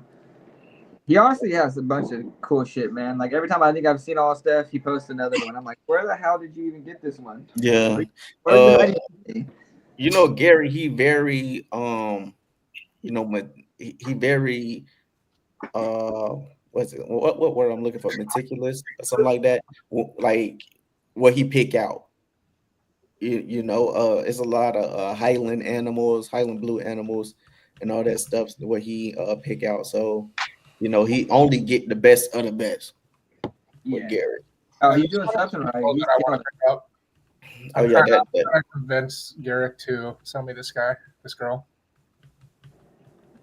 How's your luck with that? Is that the one you talk about in the chat all the time? Yeah. He said no, but he's considering the offer. He said no. Bro, just pull up the cash and just lay it on the table and send a photo. I told you we could find today's newspaper. Yeah, I mean, he said if he's ever gonna sell it, he'll sell it to me. So, we'll work on that. We'll see if I can up my offer end of this year and see what he says. Yeah. Jaffy, what you were saying though? No, I said we can find Alex a different crystal, but Hey man. Hey, What's going on? What's going on, Mike? Yeah. Here's a question for everyone. If you could add one designer or locality right now, what would you add? The VV, Dandy. So one locality, I would go with Kofiau. One designer would have to be from Memorial Boreals. Okay, he got some fire. He's got basically calico stuff. Mm-hmm. Shit, He got some fire. Goddamn, wait. Yeah, probably Kofiau and VV for me. But when you say VV, what exactly? Like a blue line VV, or you would VV blue line? Blue line, yeah, blue line. Well, the Tiger Stripe too. Tiger Stripe pretty. Yeah, Tiger Stripe is basically that's Rico's calico. Yeah. Kofiau plus crystal. That's what I want. I'd go with the Arfac locality type and a sickness offspring from Bill Stiegel for designer. Okay. Which exact pairing from Bill's would you go, Adrian? I'm not too sure. I'm not too sure about the females that he's paired it to, but yeah, I mean, I know there's like the flu, and it just, obviously a high melanistic pairing for Bill. Yeah, but again, like, kind of going back, like Jaeger and Versace, they aren't like phenotypically strong animals, in my opinion. They weren't like the best looking snakes, but the offspring that they produce. So these animals, they could carry the genes inside them and produce some sick offspring. Like Versace and Jaeger, they weren't like, honestly, they just looked almost like green snakes, and but they produced the sickest fucking offspring. Yeah, it's like we were saying earlier in the chat. Sometimes that having that bloodline and that having that lineage there is just like having a recessive one. If we're looking at it ball python wise. So yeah. For real. Yeah. So we're gonna go around, I'm saying, y'all take out, you know what I'm saying, an animal or two you want to highlight of yours without getting bit, please.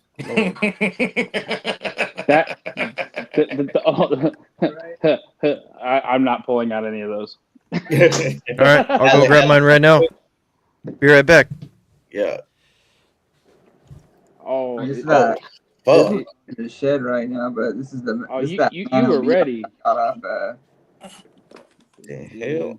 Back it up just a little. There you go. There you go. Go grab mine. Yeah, this is the man of Biak I got off Aiden. But it's Managori Biak cross. Yeah, Manacari. Manacari's really nice. That's Oh, a really Manacari, nice snake, bro. Yeah, mom was super blue and the dad was a red Biak. Oh, that's gonna Very be so nice. fire when it ages. Hell yeah. It's starting its OCC right now. It's pretty cool. I have it right next to me because I just got it, so I'm just kind of in quarantine. I don't really got a lot of room, so I just keep it on my little desk with the heater on. Yeah, you good. You good. Hey, Alex, we gonna move to you, Alex.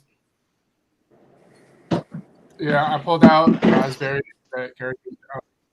Lighting's not catching it super well, but really nice diamonds on him. Yeah, real nice diamonds. That's a beautiful snake, dude. Yeah. Sheesh, I like that. See, I don't have anything pretty to pull out right now. The Let's see if I can play with the diamonds look a little calico-ish. That bitch bust him, Alex. Pardon? Oh yeah. Yeah, but all my snakes are pretty chill. He's probably the hissiest out of all of them. He'll hiss when I like go into his enclosure. Mm-hmm. How much does he weigh? He looks like a pretty big male. I think last time I weighed him, he was around 700 something. Mm-hmm. Bro, I'm gonna type it with my phone. That way I can show him off. Hey, Adrian, we're gonna go with you, Adrian. Adrian, your shit goddamn on the green screen. Yo, that's a sick Yeah, let me turn off my green screen, I guess. Give me a second, guys. Sorry. All right, Andy, we're gonna go with you. That's a Aru? Yeah, it's just a Aru. That thing look nice. That's a nice Aru though. Yeah, the only bad thing about him is he's got a little scar right there next to his face. But he's pretty chill. He has some blues too. Oh yeah, you can see it. You can see it definitely through the and then his one yellow spot. Yeah. He's just my chill guy, dude. He was an import, dude, and he just always like this. Doesn't try to bite me like the other ones, so yeah, he's my favorite. Hey Will, we about to come back to you, Will. Oh shit. This is that sarong I just picked up off Alex. It's got some nice blues. You can't really see it. No, we see it. We see the. I see it, dude. This one's 2 years old. She's a pretty big female for 2, to be honest with you. Oh, that's a female too? Yeah, that's a female. So she's 2. So honestly, she'll probably be part of my first pairing I ever do because she's the closest in age. I don't see any other adults just falling into my lap anytime soon. I feel you. She's nice. Santos, we're going to you. Yeah, this right here is our BX that we picked up December of 23. Still going through some of that OCC. It was like a reddish orange with some greens coming in when we first picked them up. Still have like the bright red eyes, which is starting to go away now a little bit. But got some blacks coming in on the dorsal. Damn. See if we can get that whole dorsal right here. Yeah. Back it up just a little bit. How that look? No, you got to come in a little bit then. I guess it was good where you had it at. We need Alex. Okay, So like right down the dorsal is just like the blacks coming in right down the dorsal. And then I was hype at first when I was going through the OCC because the white diamonds were starting to turn blue. Yeah. So I hit up my guy. I was like, bro, we got some blues coming in. The whites is going away and it's all blues that are starting to come in. And he was like, bro, I hate to break it to you, but them blues that you think is coming in on that dorsal, that's the OCC. I'm like, nah, that's not it, bro. OCC was on the right to blue. He was like, nah. And lo and behold, it is going away, but it's that white and yellow speckling starting to come in. Yeah. So is it gonna stay like that? We're gonna find out. All right, it's badass, Santos. Adrian, we're gonna go to you, Adrian. All right. Appreciate it. So I have the Kino and Mike Marshall joint pairing, designer outcross, or maybe designer. She is a 25% artifact, 25% cyclops, 50% sarong. Yeah. Okay, I like that. The blue diamonds, crazy. Yeah, she was a red Neo, and Such a pretty snake, dude. yeah, I mean, trying to hard to get the camera to focus here. Yeah, like only But, thing you could really capture. Oh, there we go. There you go. Yeah, but she's just a good snake, bro. She eats good, she sheds good, never had a bad shed. Just a good snake, bro. Just happy, and maybe she'll turn hormonal blue one day. Maybe she won't, but yeah. It's a nice green on her too. Hey, Alex, we're gonna go to you, Alex, next. All right. Yeah. Thank you. Yeah. Yeah, this is my blue male from Garrick. Solid fucking blue. The camera doesn't even pick it out. Picks up a little bit more gray, but that shit is crazy. He's my favorite animal by far. Good not just Lord. It kind of looked like Pluto. Yeah, it's like kind of silvery on camera or on the camera, but he's like more blue in person. Yeah. And then he's also my best animal in terms of like personality. He's like super like chill, like he doesn't really care about anything.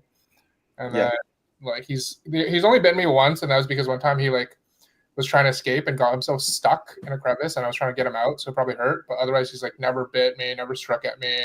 Yeah, he's super chill. He's got this. That thing is nice. He is gnarly. He's got some of the black speckles on the dorsals as well, but not as much as Chronos. Yeah. Let me get that for 6K. Have you seen Steve Fleming's animal that looks like that? Yeah, Steve Fleming has a female that looks kind of similar as well. I think mine is more blue, but his has a little bit more of the black speckle. Yeah. Yeah, he's a local guy to me. He has some nice high yellow animals too. Yeah, Garrick wants me to send this one back. He's hell no. Hell no. No. Yeah. Hey, Jaff, we're gonna go to you. What the hell happened? I don't know. No audio, Jaff. You hear me? Yeah, we got you. Yeah, now. we good. Okay, yeah. Because I had to switch off from my laptop to my phone, so I got this one. I like that. Yeah, this one's it's obviously in hunger mode. It's the indigo blue dorsal. It's been it started OCC. Yeah, I wasn't sure when it's gonna start OCC, but right now it's 10 months old, I think it is. Yeah, it's going through it. It's starting. Yeah, so it's exciting to see. I took you guys' advice and I started bumping up the meal size. Oh yeah. So it's been age. I'm hoping female, but we'll see. She's definitely smashing food. It looked like a female. The head look. Yeah, the head is chunky. The head is like. Yeah. I'm trying to see because there's no obviously the way it has his head. There it is. Oh, you guys feel like males start their OCC faster than females? Okay, yeah, maybe. When do you guys notice your Neo start changing? When you bump up that food. Okay. No, seriously, like when you bump up that food, because like if you feed them, that one hopper or one rat constantly, it's just going to stay stagnant. It's just like working out. If you're going to keep lifting 50, curling 50 pounds, you just going to stay stagnant. You got to up that to 55 to 60, every other rep. Yeah, no, this one I've been bumping it up, and so far it's gained some good size. Hey, they say turn your phone sideways. Oh, all right, hold on. You gotta unlock that screen rotation. Yeah, let me see. You know what? Now that you mention that is true, because before we bumped it up to extra large mice, we was giving it large mice and small mice, and like those diamonds on the back, they were still real nice and white. But now that I'm thinking about what you're saying, it is true, bro. Once you start upping that food, you start seeing those colors change. Yeah, well, I'm excited to see this one because this comes from like a designer blue. The dorsal in person looks blue. It's that indigo. It's that indigo blue. I can tell right now. Yeah, you're right. It's not like blue. It's like purpley blue. Yeah, exactly. But on the camera, it looks like it's almost like I guess it looks pretty similar, but yeah, it looked like green, like a teal green kind of on camera. So I'm excited. But I know what it looked like in person. Yeah, let me put this. That's a badass snake. It's a badass. Yeah, I like that. Yeah, I'm just praying that even the head pattern is crazy. Jeff, what tubs are those that you're using? Those look real nice and clean, bud.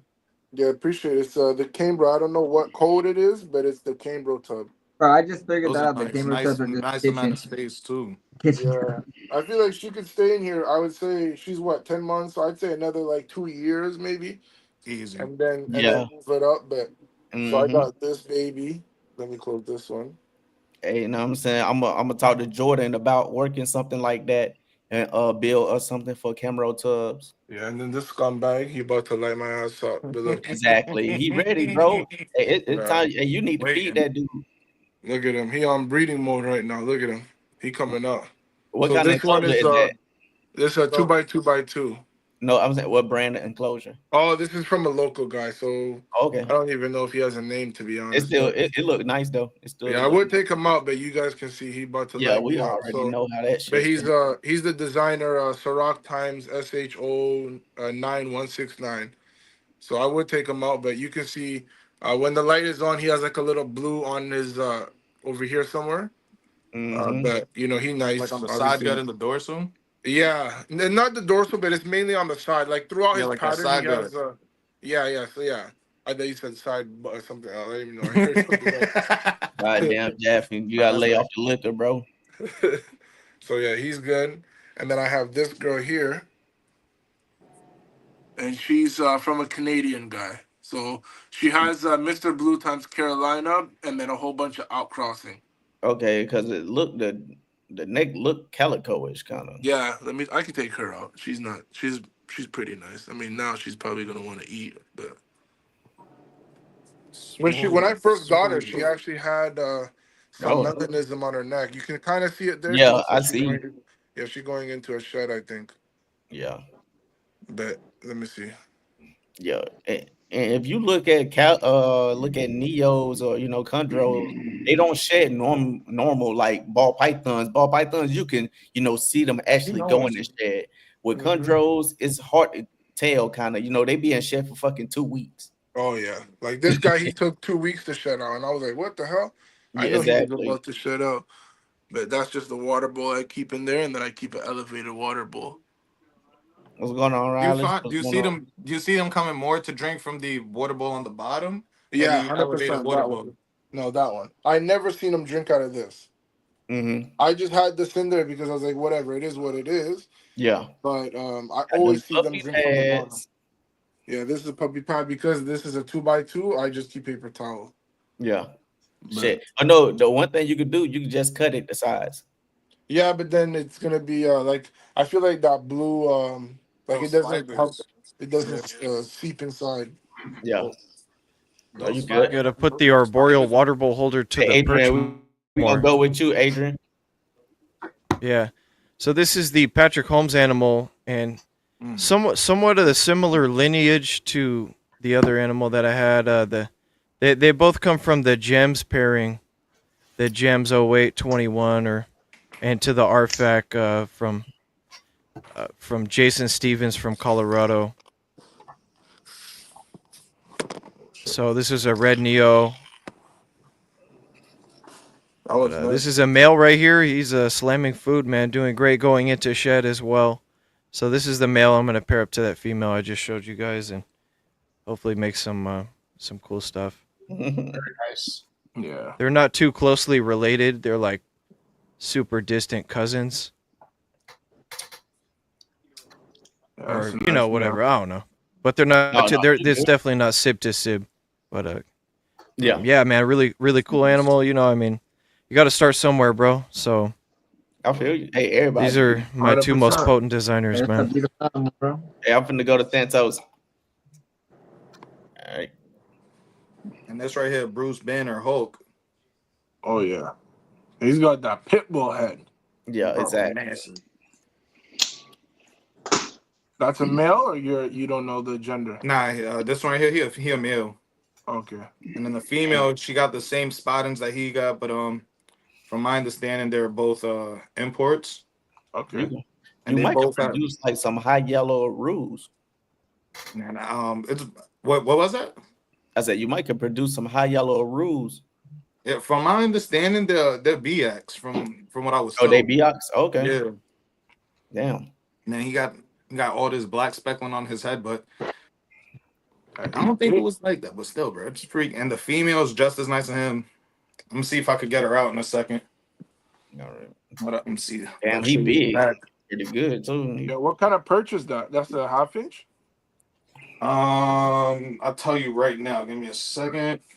I like the way you designed that because it looks Yeah, it's got to be a half inch, bro. Yeah, I think it is. Give me a Yeah. second. Let me put him back and I'll pull the other one out because I still got I got A 3/4 inch is huge, man. Yeah, I know. Like- I got one and I'm like, damn, this thing is huge. Yeah, that was one of my difficulties, I guess. You know, learning with the Chondros, with the Neos. Yeah, those are when half to- inches. Like when to bump the food size up, and now I got it to a point. Okay, yeah, you need a hopper in the half. You need you need a hopper in the gizzard. You know, you have to bump it up like that. Yeah, that's interesting. I feel like I was overthinking feeding the Neo because I come from the ball python world and you can. No, kinda, you was. Yeah, You. so- Yeah, Can't pull it out, but I'm like, bro, you can upgrade to like 15 grams. And he's like, okay, I'll try 10 grams or 12 grams today. I'm like, Yeah. Yeah, I was overthinking it because I didn't want to, have them prolapse or anything like that. Yeah. So nah, Oh she yeah, took it. that's nice. I like that. yeah, that's crazy. Yeah, it's hunting time. You can go ahead and get out of there. we're gonna be in here for too long. Not Hey, that much. Will, we going with the you, Will? gulag. What was that? You might get sent to the gulag. Will, what's This is that? my Cyclops. My male Cyclops? Cyclops. Sheesh. This is one of my first imports I Golly. got, and he is That's a fucking stud. He eats like fucking crazy. He has He's pretty so good temperament. He That's got a lot nice of blues in example. him, but he's clean. He was a red baby too. So Bro, he is Yeah. so clean, bro. Yeah. Clean. Yeah. That the white flowers is really nice. Even though he's green, the white flowers are amazing. yeah, freaking. He was the first import I got, and he's honestly been super good. After he sheds, you get him in the sunlight. He has a nice blue dorsal and freaking nice speckles. He's probably gonna be part of my first breeding project. I'm just probably gonna. I don't know what I'm gonna do with him, but a Cyclops blood's pretty potent, Yeah. Do you guys find that your males, when they're sitting, they almost chill like in weird positions? Like a little loose sometimes. Not a little like my male. Sometimes he'll chill with his head sideways, like he'll sit, or it'll be like a weird tangle up instead of it being like, damn. What's that right there, I Adrian? thought that was a chondro for a second. So it's going into shed, unfortunately, guys. But this is a Solomon Island tree boa like Mark Hager has. I just picked up a 1.1. Yeah. This is the male. They're Yeah, I relatives. seen those. Yeah. I think they're the Canadoya subspecies. There's the Viper boa. They are related to. Nice. Yeah, I seen those at Mark House or whatever, and they can Yeah. live. They I can thought live that was the together. largest breeding tree I've ever seen, to be honest, when you first put it on. Yeah, I thought that was a chondro. I'm like, damn. What the fuck is Yeah, that? no, it's a gnarly Solomon Island tree boa, dude. Really cool, unique. They look like little sharks. Yeah, Yeah. that's how big they get, right? That's an adult. No, I think this is a young male. Honestly, I'm not sure. Okay. But they change colors. Like he'll go like light gray, like a pale gray. But most of the time he's this dark melanistic color. That's what I'm going for with this species. I have a female too right here. I don't know Right if here that in my I don't know little if it's rack because of the way the setup. camera's showing it, but are those like red some reds coming in along the dorsal? Like pinkish reds or Yeah, I mean he's definitely going into shed. Yeah, he has like pinks. I nice. sent some pictures in the group chat and stuff, but yeah, it's hard, kind of hard to tell here, but Yeah, now you could see yeah, like, I mean it's like the little spots down the dorsal coming in. They looking like little red diamonds, looking real nice. yeah, but I mean look at this dude's head is like looks like a shark, bro. It's like Yeah, facts. Yeah. some gnarly Slender. That's crazy. I got this one that just shedded out last night. Let's see that. Ooh, those are some nice diamonds. It's looking huge. Yeah, just shedded out last night. I still gotta clean this cage because is that your GG animal? yeah, GG. What's that? Wamina Biak. Okay. That's nice. Little Maniac clutch from 2021 or the 20. sorry, 2022 clutch or 2023 clutch? 2023. Nice. Okay, so almost 2 years old. Well, no. This not almost 2 years old. This from like 2020. I thought you got that last year. Yeah, last year. 2022 clutch. Yeah. That's Momina Biot clutch. I'll look at I had a sick one from that clutch, but it passed away, unfortunately. This is in share right now. This What is happened from, with it? Not from sure. Mike. It was like fine. It literally just ate for me, and then like 2 days later, it was just dead on the ground. Like it wasn't a big meal. It didn't like prolapse or anything. I don't know. Yeah, this from Mike Marsh. Yeah. Shout out to Mike Marsh, man. Yeah, you got a steal on this one. Biggest fear just coming back and seeing It's hey man, I was telling Mike, I was like, yo, people sleeping on this shit because like Yeah. Can you come a little closer, Ro? I was talking Can to you him come a about little it. closer? Is that his that artifact blood? Yeah, the artifact. Yeah, it's the same sire to my animals. Come on, dude. What you got going on, man? Yeah, I almost got one. I was like this At close, least- and then someone came and bought it like the next day. Yeah. Yeah, that one. What do you think? That one, male or female? I think it's a female. Okay. Yeah, I think so. I have right now I think 4 females. So I'm doing good. No, shit. And that one's got some good size on it. It looks like Yeah, 150. I'm telling you what to do, man. You gotta sometimes you even have to give it like 2 rodents in one feeding sometimes. I think a lot of You times gotta be careful. baby, yeah, of course. You know what I'm saying? Don't give it 2 like large size fucking like So yeah, that female that I was just showing, the one that she was in hunting mode before, man, I would give it like a chicken and an extra large mouse. Now I hit up I'm like, yo, something ain't right, because usually she'll just have like an extra large mouse and that's it, or like a small rat and that's it. So I hit up a Trav and I was like, hey, this female's eating like crazy. I showed him a picture. He's like, bro, no, don't, chill out. Take it down a notch. And I was like, nah, but she's looking good. He was like, nah, bro, those right there's the stretch marks, fam. You don't want that. I was like, all right. So you were overfeeding her. Yeah, definitely, man. Yeah. And like I really didn't even notice it, because sometimes like with the ball pythons, bro, so like if they're hungry, you could give them one more and it won't be so like as detrimental. But with her, I really wasn't like I just thought it was the way that she was perched up. That's all I thought it was. But he's like, nah, man, that ain't the way she's perched up. That's a little too many meals. Yeah, That's interesting. Yeah, blood, dude. Those Yeah. eating.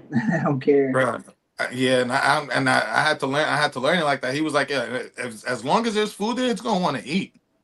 So I was like, all right, I'm gonna back off. So I gave it from mid-February up until now a break. Yeah, that's good. Yeah, cause I kid you not, bro, she was eating like a small, cause she eats everything, bro. She'll eat a small chicken, extra large mouse, freaking hamsters, whatever, bro. As crazy as it sounds. That's a female from Mark. Damn. Calico Lyra. That was a yellow? Is that a yellow baby? No, it's a red. Damn. I thought that was a yellow. The green is so interesting.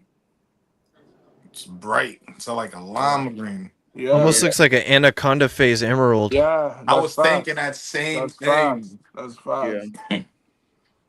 So this a female right here for sure. I already know. And that's 2 years old for sure. Yeah, a little bit over 2. Okay. You telling me that's 10 months old? I was like, shit. Hell no.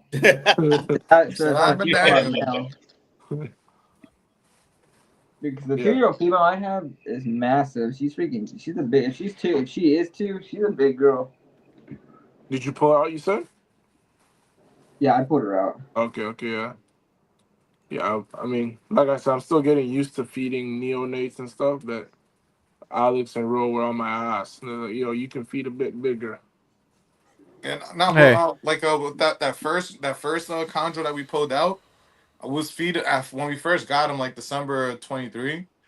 I didn't have the large mice yet, so I was feeding it 2 small mice back to back, because in my head, the 2 small mice is the size of a large mouse, and I'd feed it a small, and I noticed it wouldn't leave like no lump in it or nothing. But then when I got the larger size mice in, I started giving it a large mouse, and I'd see a little lump. I give it like 7 days because I felt like it was the equivalent of those 2 smalls I was giving it before. And then once I started seeing like a little bit more OCC kick in, I tried giving it an extra large, and it took the extra large, and I panicked, bro, because it folded it up like it was a pizza or something, bro. I was like, yo, it was the weirdest. Like I fed it, it took it, folded it up, and it ate it like that. I start panicking, start calling everybody like, yo, what am I going to do? Is it going to be all right? Like, because with when getting into the chondros, everyone always told me like, yo, they're a lot more sensitive than ball pythons. They could if it eats the rat backwards, it would be the last. It could be the last. But I was like, oh dang. Yeah. So when it folded that meal up, man, I went straight panic mode. Like, yo, what am I gonna do? My man was like, yo, bro, calm down. It's nothing bad gonna happen. It's just gonna digest it. Just make sure your heat is good, and it's gonna be all right. Yeah. Lo and behold, that was the last time I really worried about it because it ain't happen again. But if it does happen, don't panic. Don't panic. Yeah. That's a good point because, like, I think that arboreal species take like twice as long to digest their meals as ball pythons. To compare, you know, we're so used to feeding our ball pythons these green trees. They're not the same. It takes like twice as long for them to digest their meals, in my opinion. Yeah. So Because how do you guys feed ball pythons, their heat is on the belly. You know, with arboreals, their heat is up top, kinda. You know, but I keep my chondros ambient. Yeah. How's that going? I would feed my arboreals half as much. Sorry. What you saying, Santos? What's your ambient heat? Like what number? Ambient heat, highest it go in the daytime, like 84 in the room, in the reptile room. Oh, that's not bad. Low as it go, night temperatures like 79, 78. And are you running just strictly ambient, or do you also got the heat panel in there as well? No, just straight ambient. Oh, not all right. Mm-hmm. And I keep a little, you know, space heater in the room. Other than that, everything good. It don't dry out and nothing like that because the room is very spacious, you know, so it don't dry up the puppy pass or nothing like that. You got a fan circulating the air, or? Okay. I let up the window, you know, like maybe 2-3 times a week. Just for fresh air. Yeah, just for fresh air. Yeah. Yeah. For some reason, I found it with these two right here. I found it when I open up the windows because, like, sometimes I open up the window at nighttime, so I get like that cool breeze. I found out that when they start exploring a lot more when that window's open. I don't know if you noticed that as well. And you don't notice that, like, if y'all crack the windows open to let some air come in and change that air out. For me, I feel like I don't know for you guys, but for me, my male cruises regardless.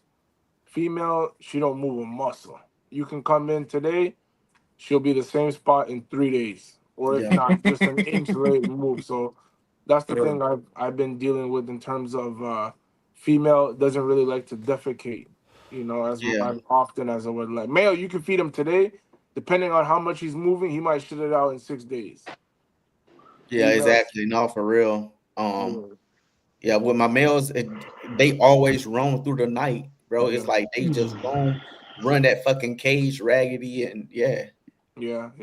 He tear it up in there. He's even knocking perches and everything. Sometimes you might hear him just doom in the tub, into the cage, because he probably tried to get a spot and then fell down. Yeah. But you know, how often are you guys finding your neonates defecating compared to adults?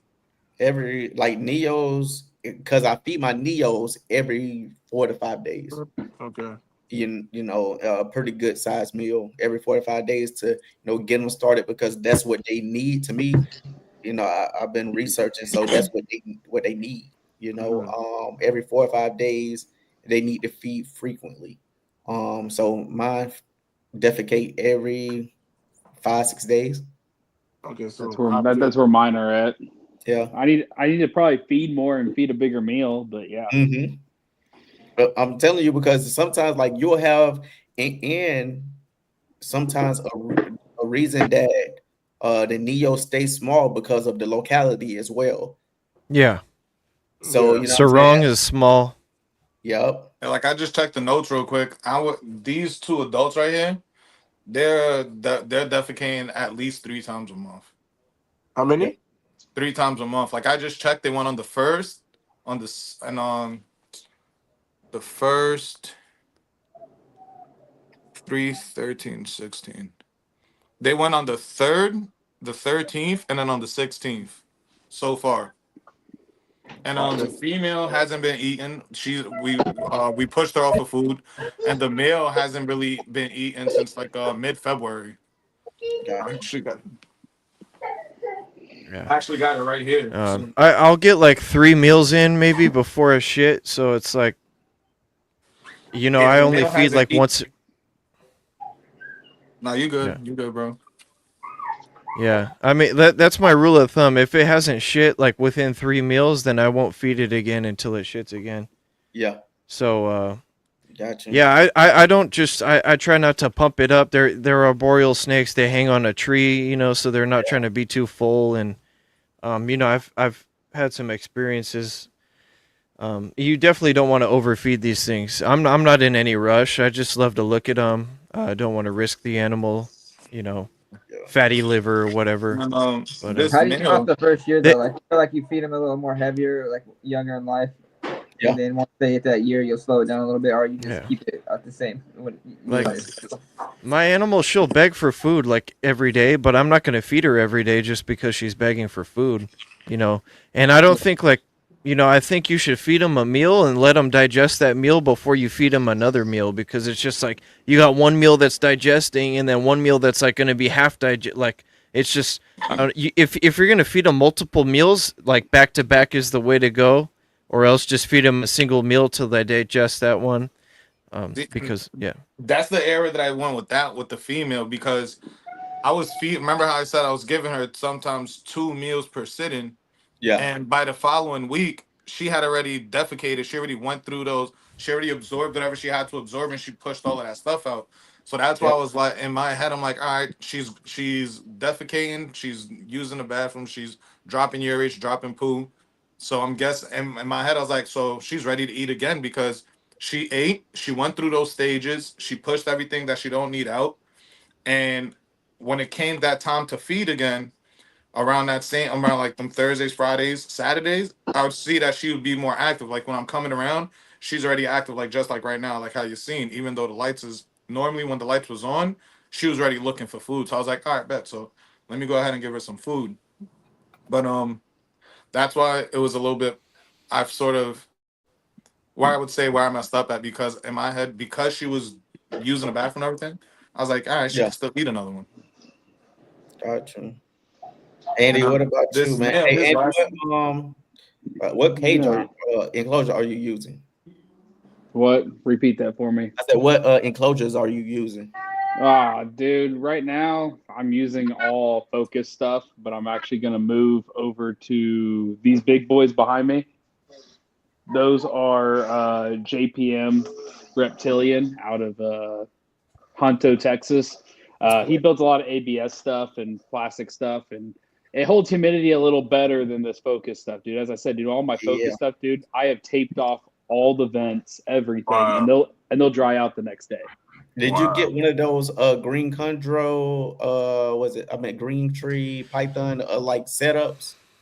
Let's see. I'm running the big Cambrio bins for all my neonates, so the medium Cambrio bins, and then I'm running just 2 smaller focus cubes, and I'm just not happy with them.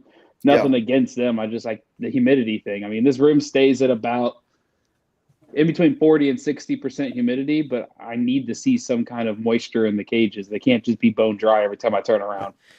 At the same time, you want good ventilation, though. You know, like they'll get an RI. Like I'd lean on more dry than too moist. Yeah, but I'm talking like literally, I can mist right now, and tomorrow morning I'll come in and it's bone dry. Yeah, I've heard that with Focus Cube. I've heard that. Have you noticed that inside the enclosure will have like very low humidity, even though outside has some humidity? As weird as that sounds. No, it stays about the same roughly. But I mean, every once in a while something gets a little drier, but not too much. Hey, but Andy, you do keep on paper towel, right? Yeah. You need to try puppy pads. Now, I think honestly for Andy, do you have a hydrometer inside your cages? If you're saying your room is at 50% to 60, I don't think you honestly need a spray every day. Because at least for me, my ambient like humidity, because I live in a basement, is 50%. So if it's at 50%, if you got a decent sized water dish, you shouldn't even worry about spraying. I don't even spray them. Because in the nighttime, I have a hydrometer inside there. It's like 70-80% with no, like, it looks dry, but it looks bone dry in there, but it will still be 70-80%. Oh, he's gone? Who is it? Andy. Phone Probably might had have a went call. out. Probably phone died. Yeah. But I think ventilation is very important. It's something that's agree. overlooked. Yeah. I'd rather have proper ventilation than, if I smell the enclosure when I open, if there's a defecation or something, and you could just smell it, I'm like, oh, I'll put the fan in there and give them some fresh air. Like, they're in this hot box, bro. They're just like Yeah, steaming, So one of the things that I did for that like you're saying, like when you open it has that little bit of a smell. I got like a fan on behind the enclosure, and it's basically every day for 30 minutes. It just turns on. It sucks all that air out. Yeah, that's an exhaust. Yeah. It's a good exhaust. I like that. That's a good idea. That's something I wanted to play around with, like a computer fan. I've built these enclosures right here that I made in my screensaver, and I definitely wanted to incorporate some type of computer fan or ventilation for sure. I think proper airflow is important.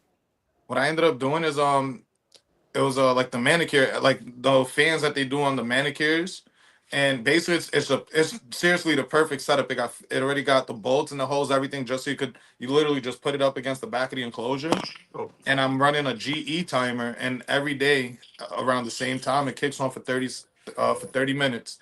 And even though it dries the cage up a lot more, I'm not so worried about the RIs because that was one of my biggest worries, especially getting into the green trees. Yeah. Because I know we got to keep them a little bit more humid, but then we can't keep that too stagnant, or else we could. It's a false narrative. Yeah, it's a false narrative. It's I'd rather have a stuck shed than an RI for sure. 100%. Yeah, for sure. So, how close are y'all to having y'all first clutch? Are y'all starting to pair this year or next year? What's going on?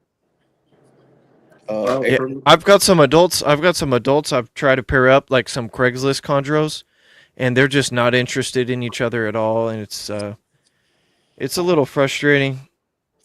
Yeah. So looking forward, to the next 2 to 3 years for a pairing, hopefully. Yeah. I might have some ball pythons that are gravid this season. So looking forward to that more, but shout out to the ball pythons. Yeah, for me it's next season. I have a pair that will be 5 years old. The one of the two you seen over there, they're 5 in April. Yeah. I'll give them a shot. Fall, like winter, same thing, but I'll give them a shot. Mm-hmm. How about you, Santos? It's a work in progress. I kid you not. So I know they got the age to breed. The female looks like she might have the size. And I'm guessing probably start trying to food cycle and see if we could get something going by the following October-ish, give or take. Still got to figure out what her cycle is. For the year that we've had her, I really haven't. I'm not sure what to look for because I know with the ball pythons, the females, they usually go through that first initial swell and then they go back down and then they swell up again when they start when those follicles are turning into eggs. But I really haven't noticed that with her during the quarantine period or after moving her here. She's just been like a real steady body weight until just recently. But I definitely would like to start going like around October-ish time frame, more than likely. But we'll see. Okay. We'll see what she has in store for us. Yeah. How about you, Will? What you thinking? I probably got a couple years, probably like 2 to 3 years for me. I try to buy a little older, but I don't want to go too old, to get someone else's problems. I've heard a lot of bad things about. Yeah, right. Females, people are getting rid of them for a reason. Definitely. But I probably got about 2-3 years before I even try to breed. To be honest, I'm not really in a rush right now. And I found like a lot of times on these pedigree charts or whatnot, I see it's always a designer male to a locality female, like a Biak or a Sarong or a Root. It's always that. I'm not sure because the reason or nothing like that. I think it's just because people are not willing to let go, their designer females or anything like that. Sort Honestly. of, it sort of makes a wonder if the locality, whether it's the male or the female that's going to the designer, if it's because they're introducing new blood, or if that locality is more, how can I say it, more willingly ready to breed. Like, No, I don't know if that makes sense. it's I because think I think it's because like people not letting go of designer females. They not letting go, 3-4 year olds designer females at all. yeah, Would I think it's more about if you take 5 years and the animals in your care for 5 years, why turn around? I mean, everything has a price, but you better be offering a pretty good fucking price. yeah, I think with designer females, people want to breed it to a designer male versus you can breed a designer male to basically whatever you want. Yeah. So that's why I think people would rather stick to designer male to a female designer female versus mixing it. But yeah, I guess that'd be something I couldn't do. I couldn't knowingly breed a designer female to a locality male. What if Unless it's the like Yeah, and your male can breed multiple times, right? So they can still yeah, be a male designer, female designer pairing, and then exactly. another one with like a locality as well. Yeah. Exactly, yeah. Andy, what about you? How far are you from producing your first clutch or starting the process to pairing up? Man, dude, I mean, it really depends on what comes up here in the next couple months because I thought about importing some full size females and a couple other things, just trying to get a head start.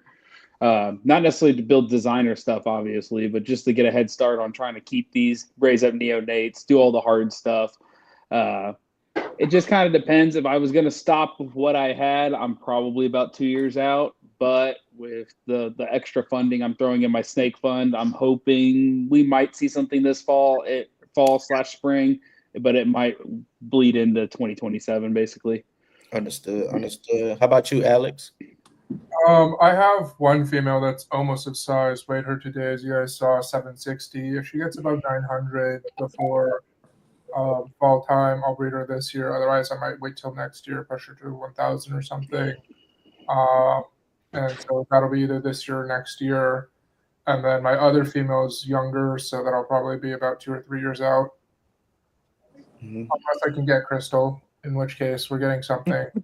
So what do you guys go off? You guys go off your age or you gotta go off your weight? Because Hey, GG, we need Crystal, GG.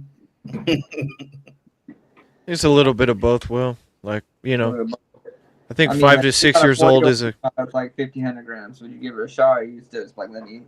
Because I feel like if you have a smaller female, of course, if she's 4 years old, you're going to want to give her a couple more years. But if you have a massive female, I think 4 years minimum, but if it's a massive female, I'd go for it. Pair her up. Yeah. Like Mark Hager said, he was trying to. Hey, Adrian, you breaking up a little bit, man. Go for some. I thought Apologize. that was Sorry. on this side again. So Jaffy, like you were saying, No, about I the, just lagged out for a second. Yeah. so what are you saying? Mark said.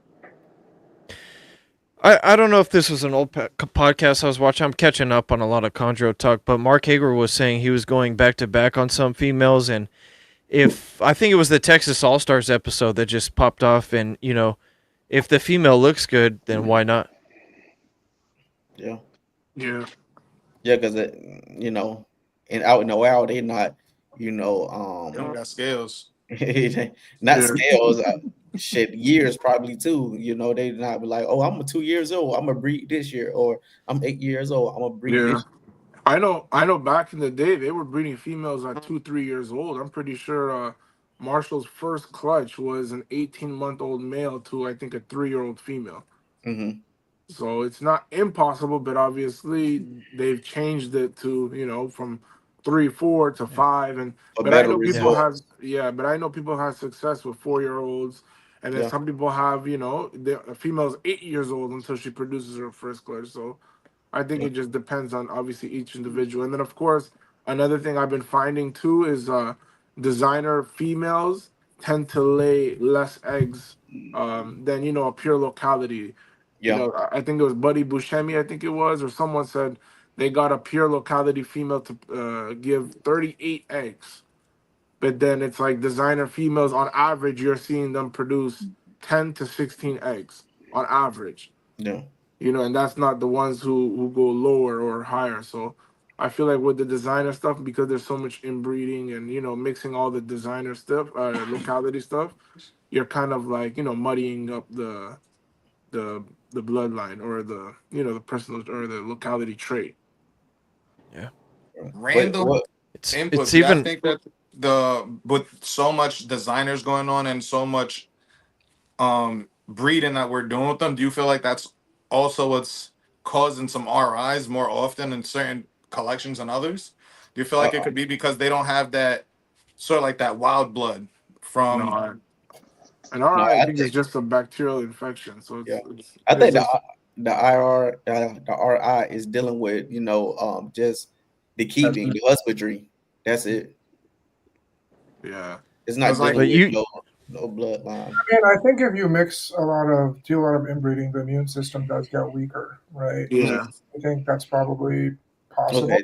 I don't know if any exact stories, but I would imagine based on just how genetics work, if you have a weaker immune system, you're more susceptible to RIs. Yeah. I mean, with the like for the ball python side, I've gotten animals at 50 degrees and had no RIs.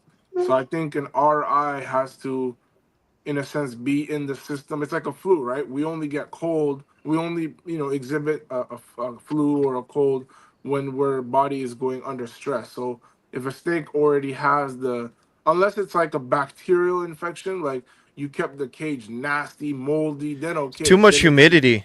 Too That's much what I'm humidity, saying. bro.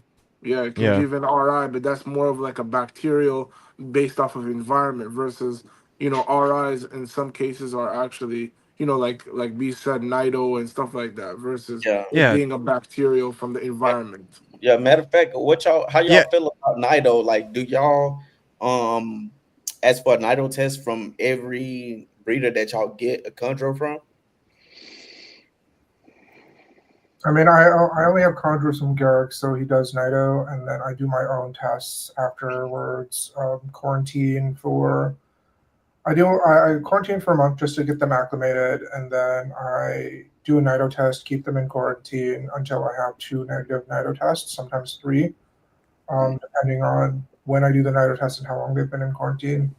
So, for example, if I've done like 1 Nido test after 1 month, and then I do another one after 3 weeks and another one after 3 weeks, I might take them out of quarantine sooner if they don't have Nido, versus if like I'm busy and don't get to the second Nido test for a longer time, I might end up just doing 2 Nido tests, but you know they've been quarantined for 3 months and both are negative, then good to go. I feel like you should not test everything you get just because it's like kind of like COVID, you know. And If hey, who do y'all? like, what are you saying? My bad. I'm sorry to cut you off, but who do y'all go through for Nido test? RAL. RAL. I'm just, you know, just to put it out there for people that, you know, interested. RAL Labs. Not so nice. And we got some of the best customer service out there. Personally, we've only dealt with REL, but their customer service is top notch. Kid you not. Yeah. And so, like a designer, back on the like female stuff, you rarely even see a designer female, like, you know, period. Like there's you know, so shout out to the designer females, bro, if you got one. They're very valuable. And yeah, Nido testing, I believe it's very important to Nido test every animal that you get from no matter who it is, definitely for sure. Use RAL, FedEx overnight shipping. Pick up the animal and from FedEx and then Nido test it right away. Nido test it in your car, unbox it, and boom, send it right back to the FedEx. I did that on a import I acquired from Morph Market recently, and it actually tested Nido positive. I unboxed the animal, Nido tested it right away, walked back into FedEx with the Nido swab, and boom, and the animal was advertised as Nido negative. It doesn't matter what anyone says. You have to Nido test these animals yourself. What do you do with your negative, like when it's Nido positive? Oh, I send it back for a full refund. And you have to be careful because these people there's a lot of importers on Morph Market. You have to be careful who you get it from. They're someone else. They're catfishing. There's someone that's been banned and they're using a different name, and they're selling these animals from a wholesaler. So they'll go to a wholesaler facility, they'll take pictures of all these animals, and then they'll post them on Morph Market. And when they sell them, then they'll go buy them from the wholesaler and then sell it to you. Who knows what condition these animals are in? They're in a Nido facility. Unfortunately, it was a nice pure locality Cyclops female, and unfortunately, it was Nido positive. I had to send it back, get a full refund. You know, it was very hard, very tough decision, and definitely Nido test everything. And with that said, I know there's a lot of ball python people that might watch this, and it's like now you have to Nido test all your ball pythons. If you're going to keep green tree pythons, they can contract the same virus. Now, so you have to Nido test all your ball pythons, or else you have to keep them in the same room and quarantine, or just, you know, you got to be very strict biosecurity. You know, there could be gnats. You know, if you have flies, they fly around, they fly on the ball python shit, then it flies in your chondro, somehow contracts that virus from, you know, it goes airborne, and so it's something to think about.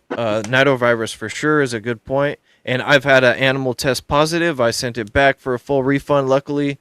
But definitely have it in writing. If you're going to get a chondro, say, hey, I want a Nido guarantee. And it's because the Nido can be dormant, and it can, you know, we all know it can come up during stress.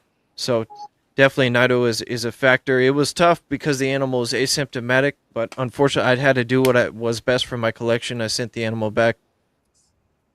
I know one person that got a Nido positive animal and tested it a bunch of times, and every time he tested it, it came back negative.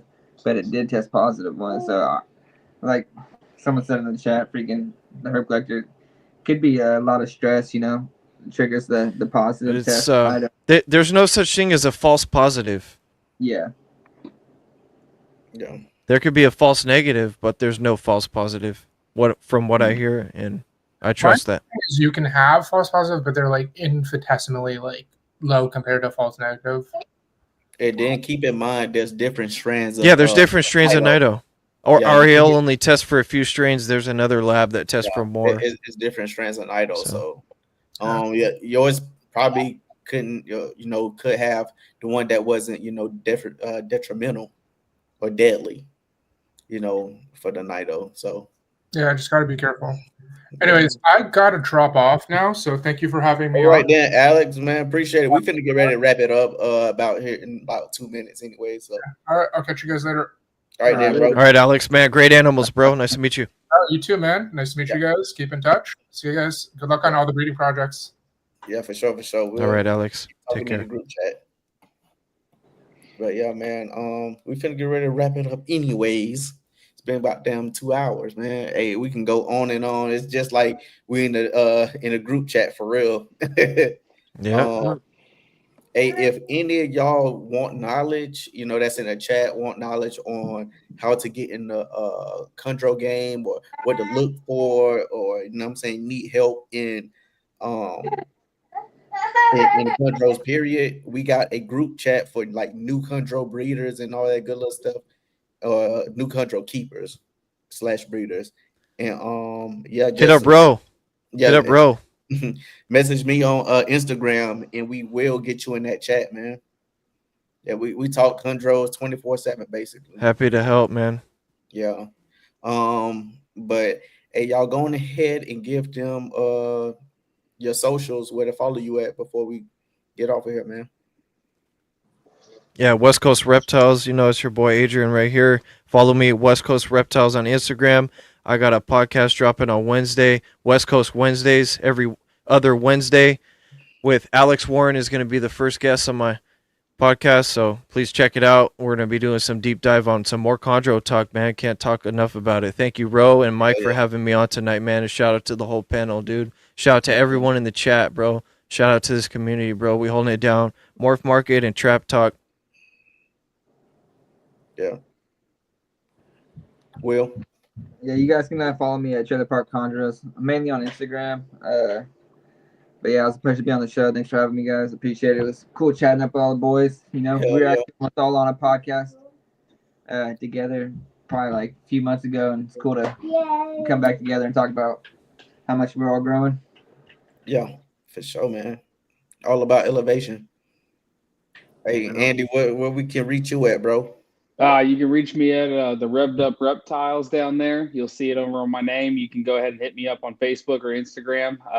Might start a YouTube channel here soon just for the fun of it. I don't know. Depends what time allows. So make sure you give a shout out there. What is going to be on? Dude, I'll probably do it, dude, on being a new breeder, dude, and not how to waste all your money.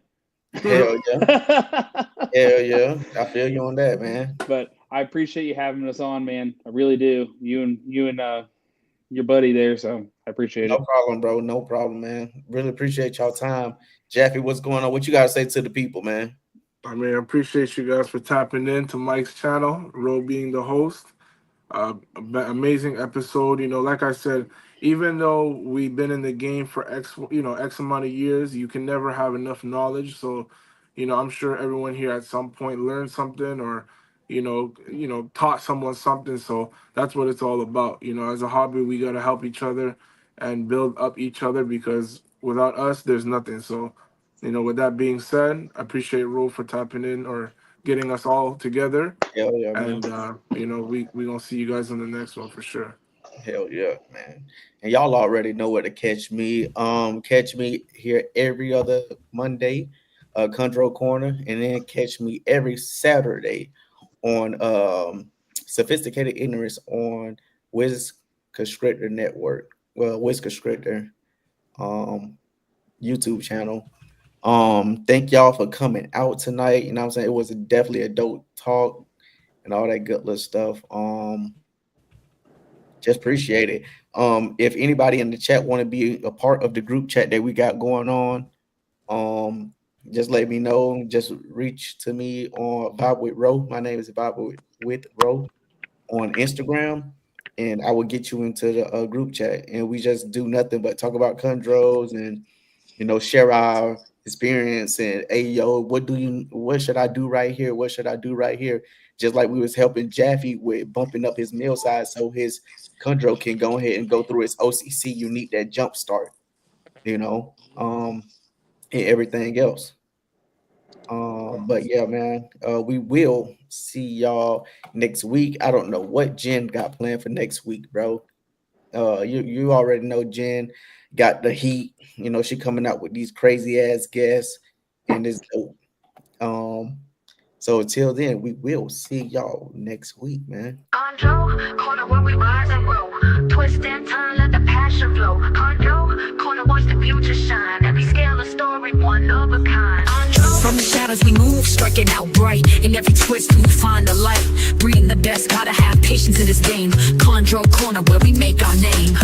Chondro Corner, Chondro Corner, Chondro Corner, Chondro Corner, Chondro Corner, Chondro Corner, Chondro Corner.